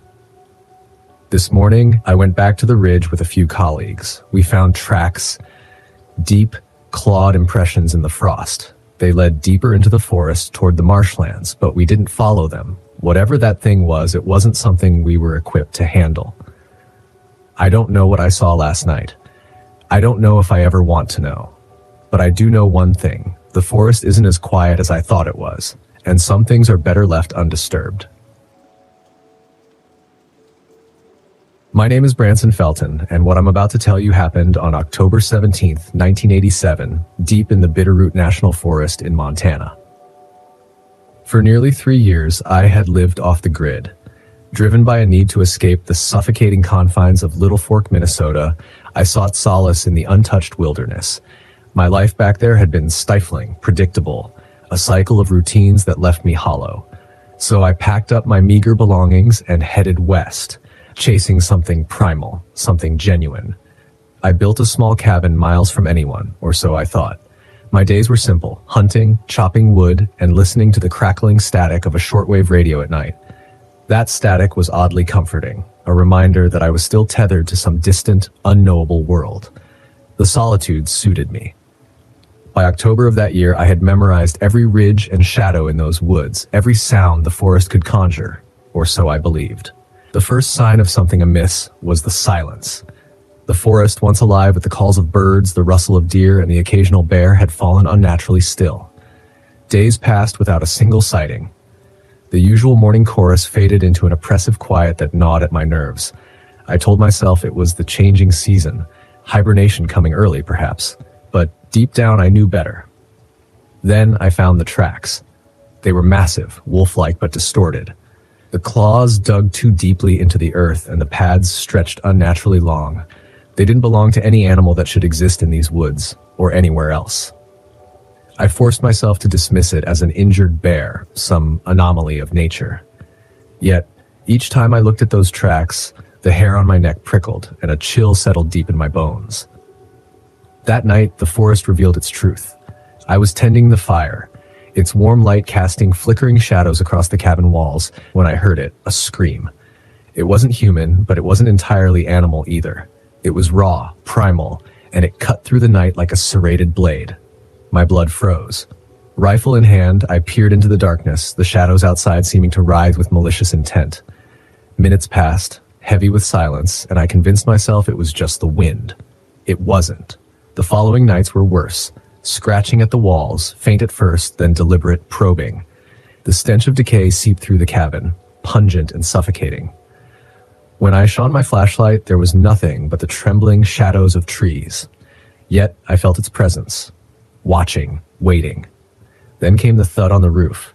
It jolted me awake, my heart pounding as I grabbed my rifle. The sound came again, a heavy, deliberate weight shifting above me, followed by the scrape of claws on shingles. My breath hitched as I threw open the cabin door, flashlight in hand, its beams slicing through the pitch-black night. At first, I saw only the empty roofline. Then, the beam caught it. A hunched, grotesque figure loomed, its eyes glowing a sickly, malevolent yellow. Its body was twisted, covered in matted fur that clung to an emaciated frame. The gaze it fixed on me was both alien and disturbingly intelligent, filled with a malice that felt personal. My paralysis broke only when it exhaled, a deep, guttural rattle that vibrated through the air. I raised the rifle and fired. The shot roared through the night, and the creature shrieked, a sound so piercing it felt like shards of ice driving into my skull. In one fluid motion, it leapt from the roof, landing with unnatural grace before vanishing into the shadows. The next day, I followed its tracks into the forest, desperate to understand what I was dealing with. The deeper I ventured, the more the woods seemed wrong. Trees bore gouges too high for any bear. Entire trunks were splintered as if something monstrous had passed through. The tracks led to a clearing where a stone structure stood, ancient and half-buried, etched with symbols that seemed to crawl beneath my gaze. A sense of dread rooted me to the spot. That night, the creature returned. This time, it didn't hold back. It circled the cabin, clawing at the walls, rattling the windows. Its breath fogged the glass, and I felt its gaze pierce me, a predator toying with its prey. When I fired through the window, it let out a snarl that shook the cabin. Then it slammed into the walls, the entire structure shuddering under its weight. In desperation, I doused the front porch in gasoline and lit it, the flames roaring to life. For a moment, the creature hesitated, its glowing eyes narrowing. Then it lunged, barreling through the fire with horrifying resilience. Flames engulfed its fur, but it pressed on, its focus unyielding. It crashed through the door, filling the cabin with its massive twisted form. I fired shot after shot, each one tearing into its flesh, but it refused to fall. Bloodied and desperate, I grabbed my hunting knife. We collided in a brutal, chaotic struggle. Its claws tore into me, searing pain exploding in my arm. I stabbed wildly, each thrust met with resistance until finally it let out a final bone-rattling scream and collapsed. The stench of burnt flesh filled the air as its smoldering body twitched one last time.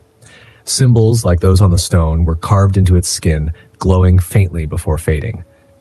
I left the next morning, abandoning the cabin to the forest. I didn't look back, and I never will. Some things are meant to stay buried. I woke up expecting the usual grind, splitting wood, checking traps, finding solace in the solitude that had been my life for 2 years deep in Montana's Bitterroot National Forest. But by nightfall, my cabin lay in ruins, my body bleeding, and the eerie silence of the forest was shattered by a sound that defied nature itself, something neither man nor beast. My name is Edgar Payne, and this happened in February 1986. Back then, I'd left the wreckage of a bitter divorce and a wrecked liver from a life in the city. My cabin, a modest but sturdy structure, sat 10 miles from the nearest dirt road. It was heaven for a man looking to escape, to disappear. Every day was the same rhythm. Hunt, fish, chop wood. Sometimes I'd lose myself in the pure, unforgiving beauty of the wilderness. That morning, though, something was wrong. The air hung heavy, thick with an unnatural weight that made the hairs on my neck stand up. The snow was deeper than usual, and the sky had a sickly, overcast pallor. I tried to shake it off, blaming isolation and the weight of the endless winter. But as I made my rounds to check the snares I'd set the night before, I noticed something off. A trail of prints in the snow, huge, unmistakably grisly-like, but spaced out unnaturally like something walking upright. I followed them, rifle slung over my shoulder, the bitter cold biting through my gloves. The prints wove in and out of the trees, pulling me deeper into the woods. After a mile, they stopped at a clearing. What I found there made my stomach twist. A deer torn apart, fur, blood, and bones scattered in a grotesque mess. But there was no sign of feeding. It was as though whatever had done this wasn't hunting for food. I turned, uneasy, feeling the weight of eyes on me, something watching, but the woods were deathly silent. No birds, no wind, just the echo of my own heartbeat in my ears. I quickened my pace, the rifle suddenly too light against my shoulder. By the time I got back to the cabin, the sky had turned black, and the oppressive feeling had only grown. I bolted the door, stoked the fire, and sat down to clean my rifle, a nervous habit more than necessity. I hadn't fired a shot in days, but the routine steadied me, even if only for a moment. Then, just as the first snowflakes began to fall, I heard it. Thud. Low, heavy, like something testing the walls. My first thought was a bear, maybe drawn by the salted venison hanging in the cellar.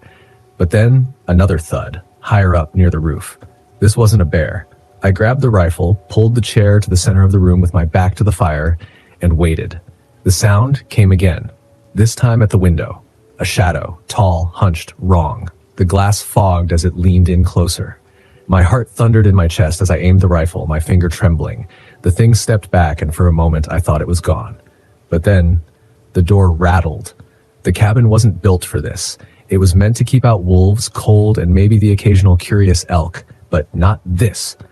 The door splintered under a force so immense I shouted, a primal roar of defiance. The door shattered, and it came through. It was no bear, no wolf. It was a nightmare made flesh. Long limbs, twisted and gaunt, ending in claws that could carve through wood. Its fur was patchy, gray, and leathery skin rippling beneath. I fired once, the bullet striking its shoulder, spraying blood across the room. It staggered but didn't fall. Instead, it made a sound, a deep, rattling growl that made my teeth ache and my skin crawl. It lunged at me, claws swiping through the air where my head had been a moment before. I scrambled back, firing again. The bullet hit its chest with a sickening thud. It dropped, but not for long. It clawed its way back up, its limbs bending in ways no living thing should be able to move. In a panic, I grabbed the red-hot poker from the fire and swung it. It struck the side of its head with a hiss and the foul stench of burning flesh. The thing screamed, a sound so shrill it felt like it was tearing at my insides. I took the chance and bolted for the cellar. I knew it wouldn't be enough to keep it out, but I had to find something with more firepower. I fumbled through the dark, my hands finding the shotgun I'd kept for elk. The lantern flickered as I loaded it, my breathing ragged and shallow. I heard it, scratching. The unmistakable sound of claws tearing through wood. It wouldn't take long.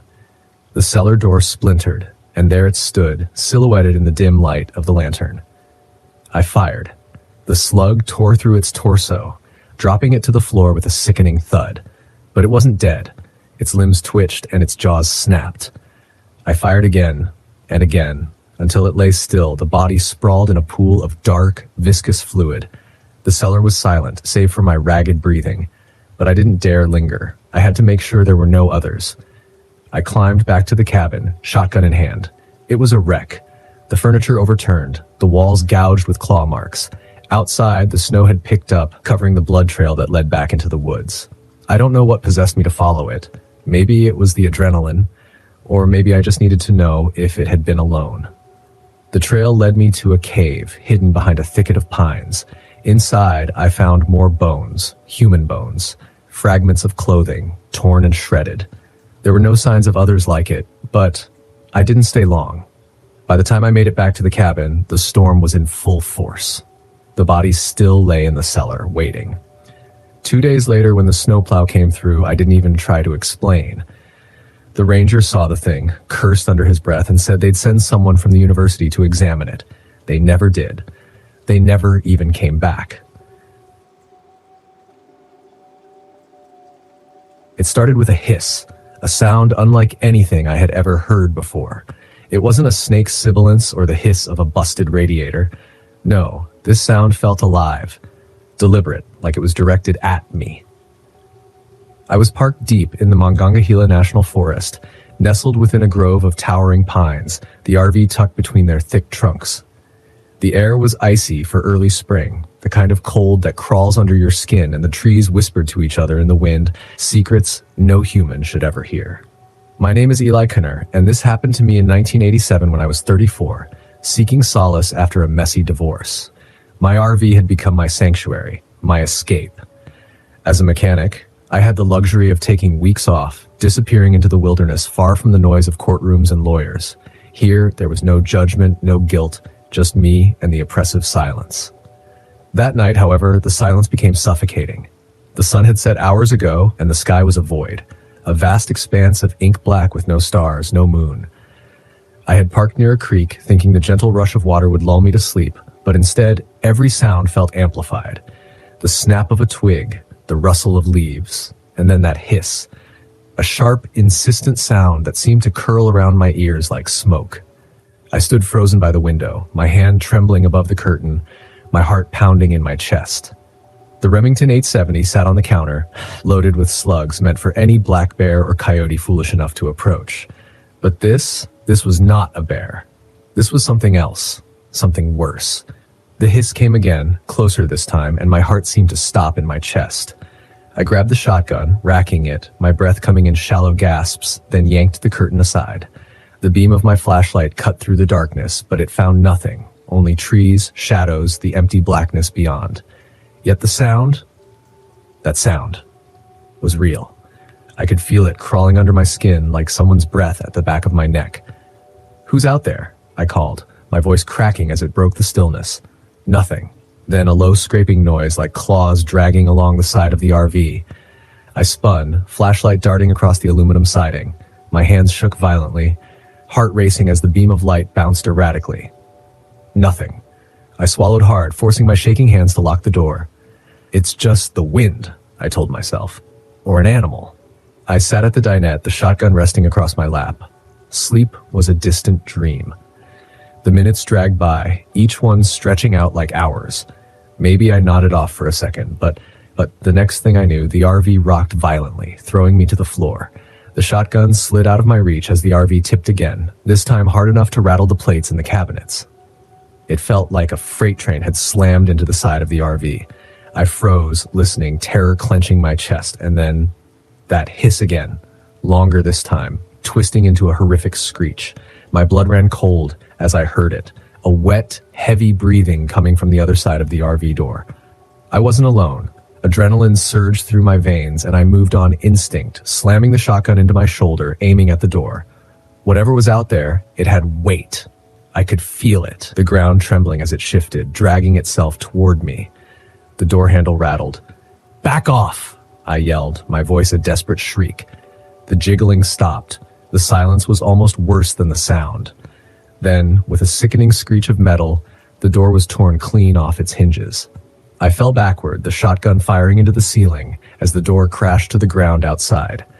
I barely had time to register the figure standing there, hunched, massive, its silhouette outlined by the flashlight still on the counter. It was 7 feet tall, its body gaunt twisted like a starving wolf walking on two legs.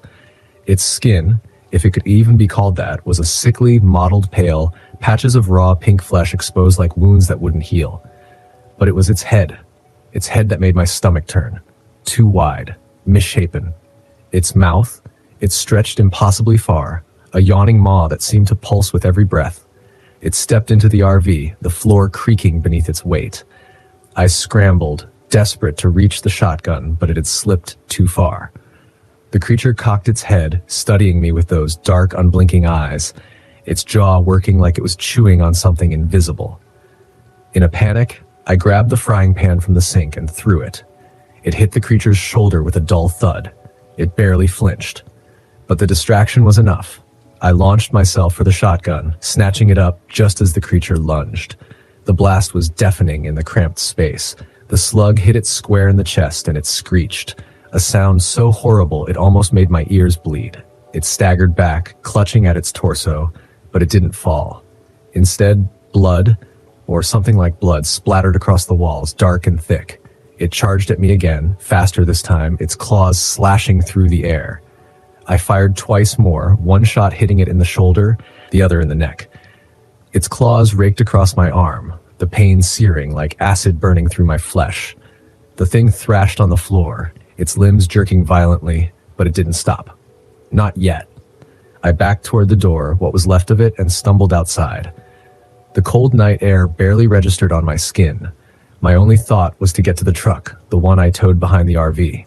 I could hear it behind me, dragging itself along, its claws scraping the earth like nails on a chalkboard. I reached the truck, threw the door open, and fumbled for the keys. The engine roared to life just as the creature slammed into the side of the truck. Its claw punched through the metal like it was paper. I slammed the gas pedal to the floor, the tires spinning on the loose gravel, but they caught, and the truck lurched forward, dragging the thing with it. For a few yards, it clung to the truck, but it finally let go, tumbling into the ditch with an agonized screech. I didn't stop driving until I reached the nearest ranger station, 20 miles away. My arm was bleeding badly, the gashes stinging like fire. The ranger on duty, a man named Carl, took one look at me and immediately called for backup. When I explained what happened, he gave me a long, skeptical look. But when we returned to the campsite, his face drained of color. The RV was destroyed. The walls were shredded, clawed to ribbons. The creature's body, now crumpled in the dirt, was a grotesque mess of shotgun wounds. Carl radioed for more help, and when the other rangers arrived, they didn't say much. They covered the thing with a tarp and loaded it into a truck.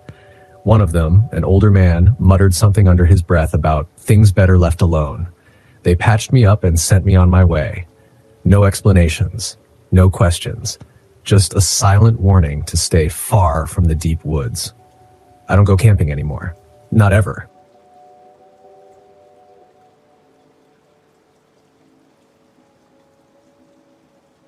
The road into the Boundary Waters was a frozen ribbon through a sea of snow, the trees standing like silent sentinels under heavy blankets of ice.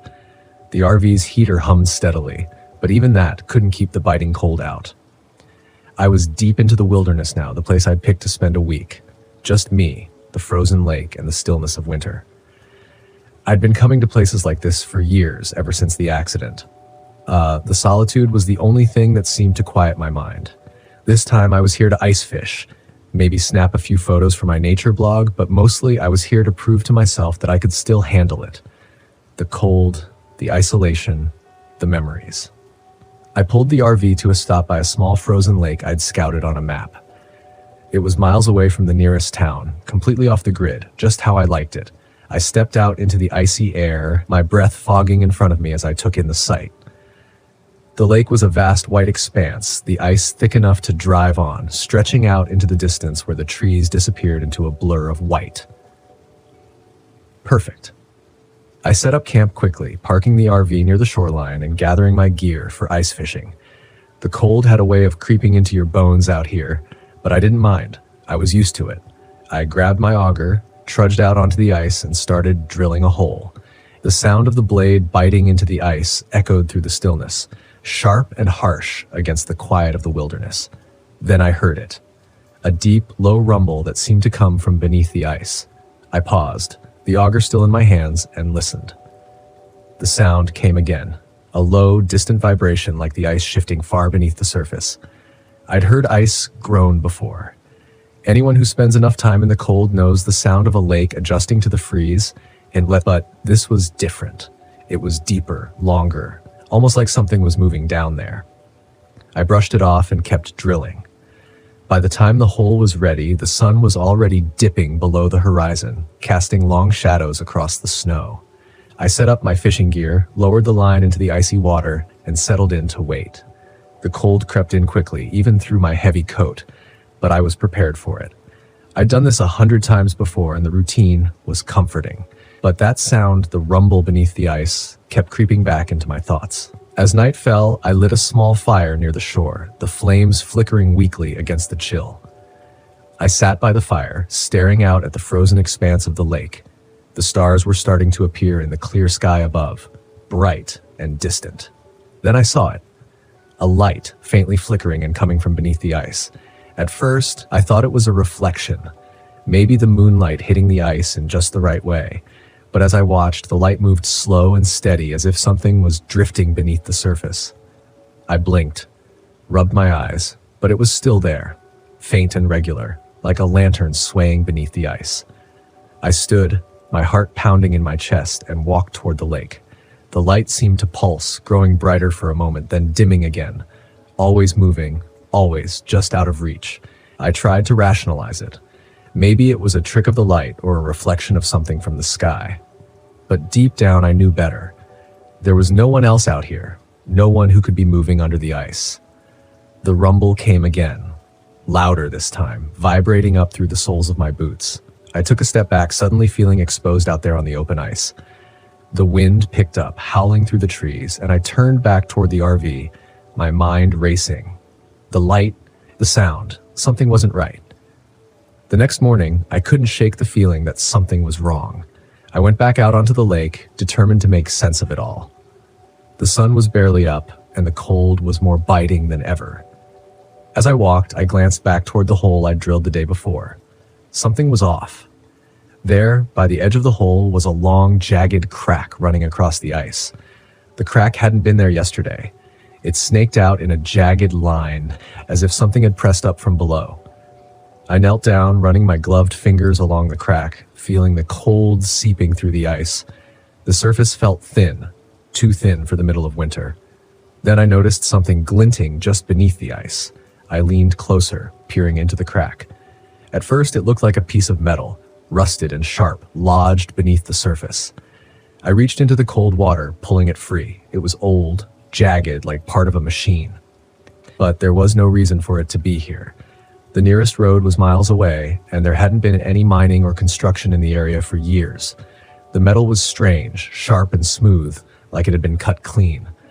As I held the piece in my hand, the rumbling came again, louder now, closer.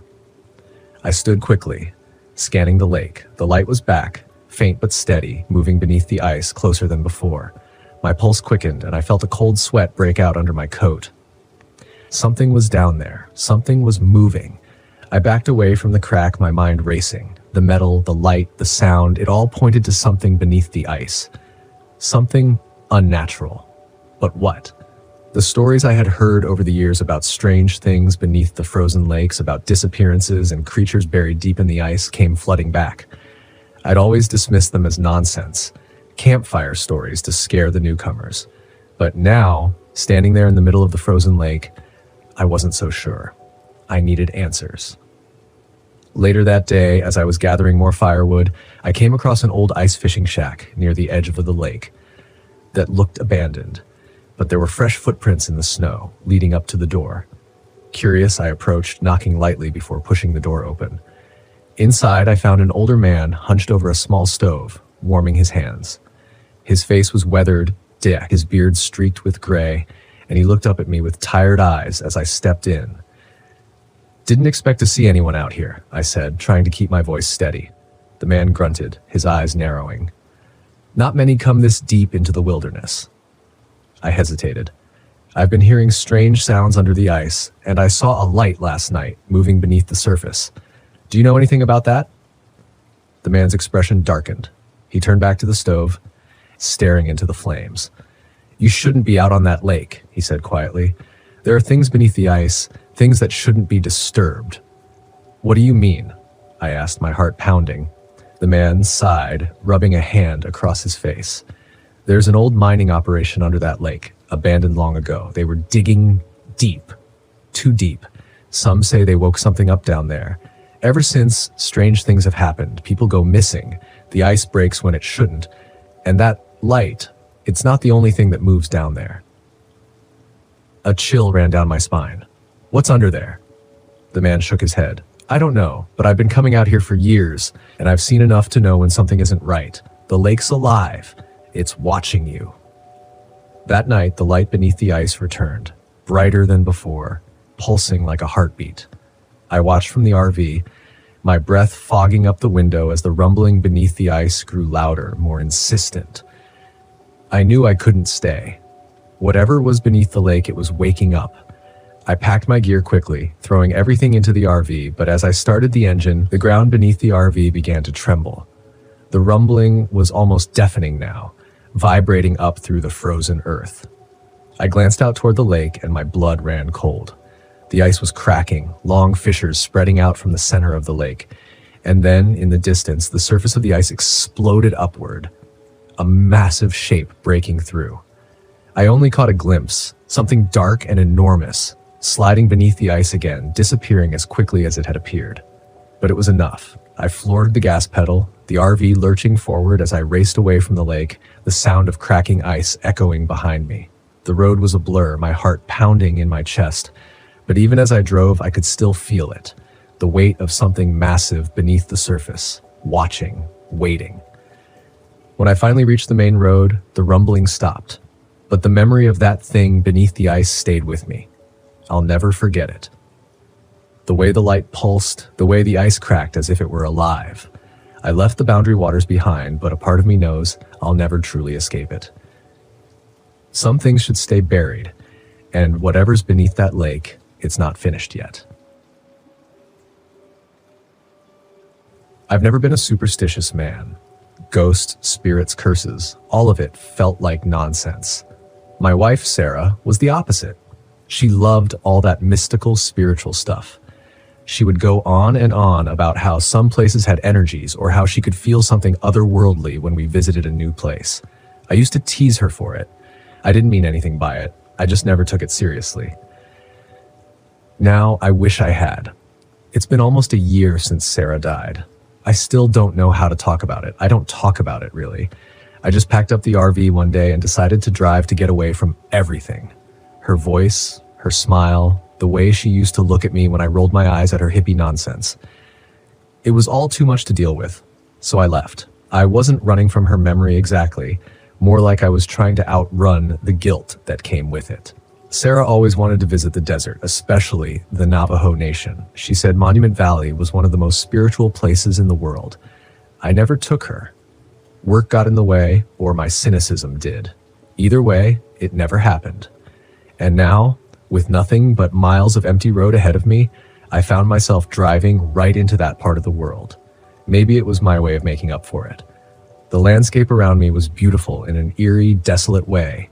Massive red rocks rising out of the desert, mesas silhouetted against the setting sun. The kind of place that made you feel small, insignificant. I parked the RV in a remote spot off an unmarked dirt road. No other campers around, just the endless stretch of desert and the towering rock formations in the distance. It was quiet, peaceful even. I thought maybe I'd finally get a decent night's sleep. I stepped out and walked a bit around the RV, taking in the silence. The air was cool, the sky already darkening, with the stars beginning to shimmer into view. Sarah would have loved it. As I sat by the small campfire I had built, poking at the flames, I thought I heard something in the distance. A howl, maybe. Coyotes. I figured it was nothing unusual in a place like this, but the sound was strange. More like a scream than an animal call. I shrugged it off, telling myself it was just the wind. Still, it gnawed at me. Something about the isolation felt different tonight, heavier. I tried to shake the feeling and headed back into the RV. I locked the door out of habit, but deep down I knew a lock wouldn't help me feel safe. Not tonight. The first sign that something wasn't right came early the next morning. I had been outside sipping my coffee and watching the sun rise over the desert when I noticed the tracks. Big, too big to be a coyote. Canine-like, sure, but the prints were deeper, more defined, and there were too many of them. They were circling the RV in a wide arc. I crouched down to get a closer look. The spacing was wrong, like whatever had made them had a stride far longer than any normal animal. I shook my head. Probably a wolf, I reasoned, even though they weren't supposed to roam this part of the desert, or maybe a large dog from a nearby ranch. Either way, I wasn't about to get spooked over some tracks. I spent the day hiking, taking in the massive rock formations and the endless red sands. The wind carried whispers through the valleys, but I ignored it. I refused to let my mind play tricks on me. This was supposed to be my reset, my chance to process everything and finally move on. But that night, as the firelight flickered in front of me, I couldn't ignore the feeling that I wasn't alone. The coyotes started up again. At least I assumed they were coyotes, but the howls were different this time. Longer, more drawn out, closer. I told myself it was nothing. I tried to focus on the crackling fire, but the unease crept in anyway. Then I saw it. Out of the corner of my eye, I noticed movement on the ridge not far from the RV. A figure, tall, humanoid, but wrong somehow. It moved with a jerky, unnatural gait like it didn't quite know how to walk. I blinked and it was gone, swallowed by the shadows. My heart raced. I stood, trying to peer into the darkness, but there was nothing out there. Just empty desert. The howl stopped, replaced by an eerie, oppressive silence. I doused the fire quickly and retreated into the RV, locking the door behind me. I laughed at myself, a grown man terrified by shadows in the night. I was just exhausted, that was all. Grief and exhaustion made you see things that weren't there. I repeated that to myself as I crawled into bed, but I couldn't shake the sense that something was watching me. The next morning, I found more tracks.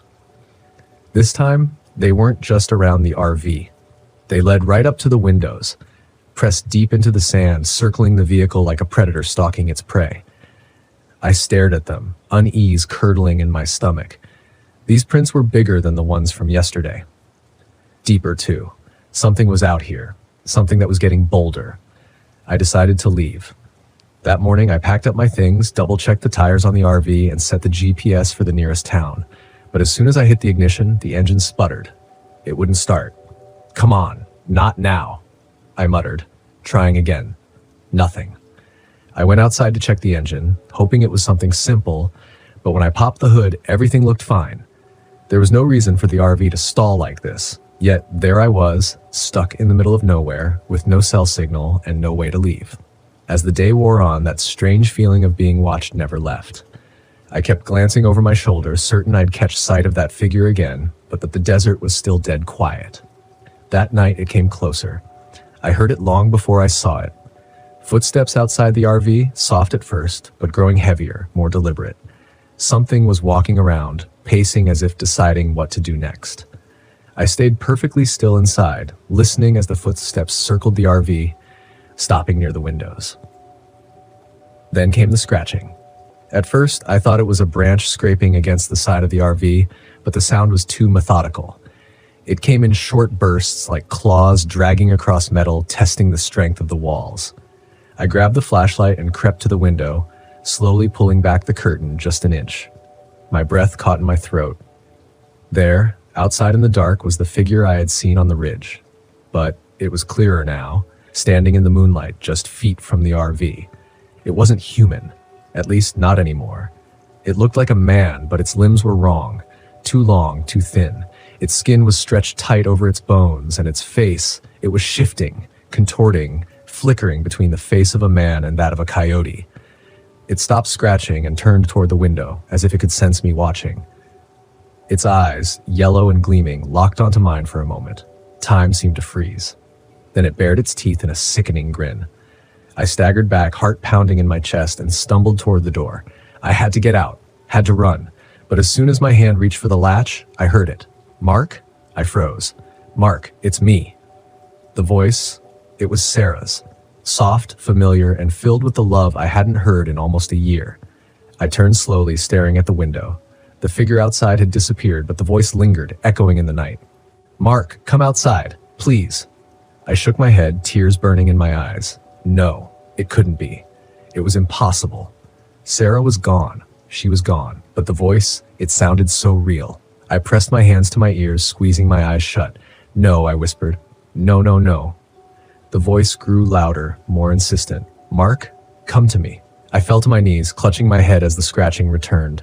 More violent this time, as if the creature was trying to claw its way inside. But I didn't open the door. I didn't go outside. The next morning, everything was quiet. No scratches, no footsteps, no voice. I stepped outside, and the desert was calm again. The tracks erased by the wind, the RV started without a hitch. I drove away from Monument Valley, leaving the cursed land behind. But the memory of that night, the voice of my wife, the creature in the dark, has followed me ever since. Some things can't be explained. Some things I realize now should never be disturbed.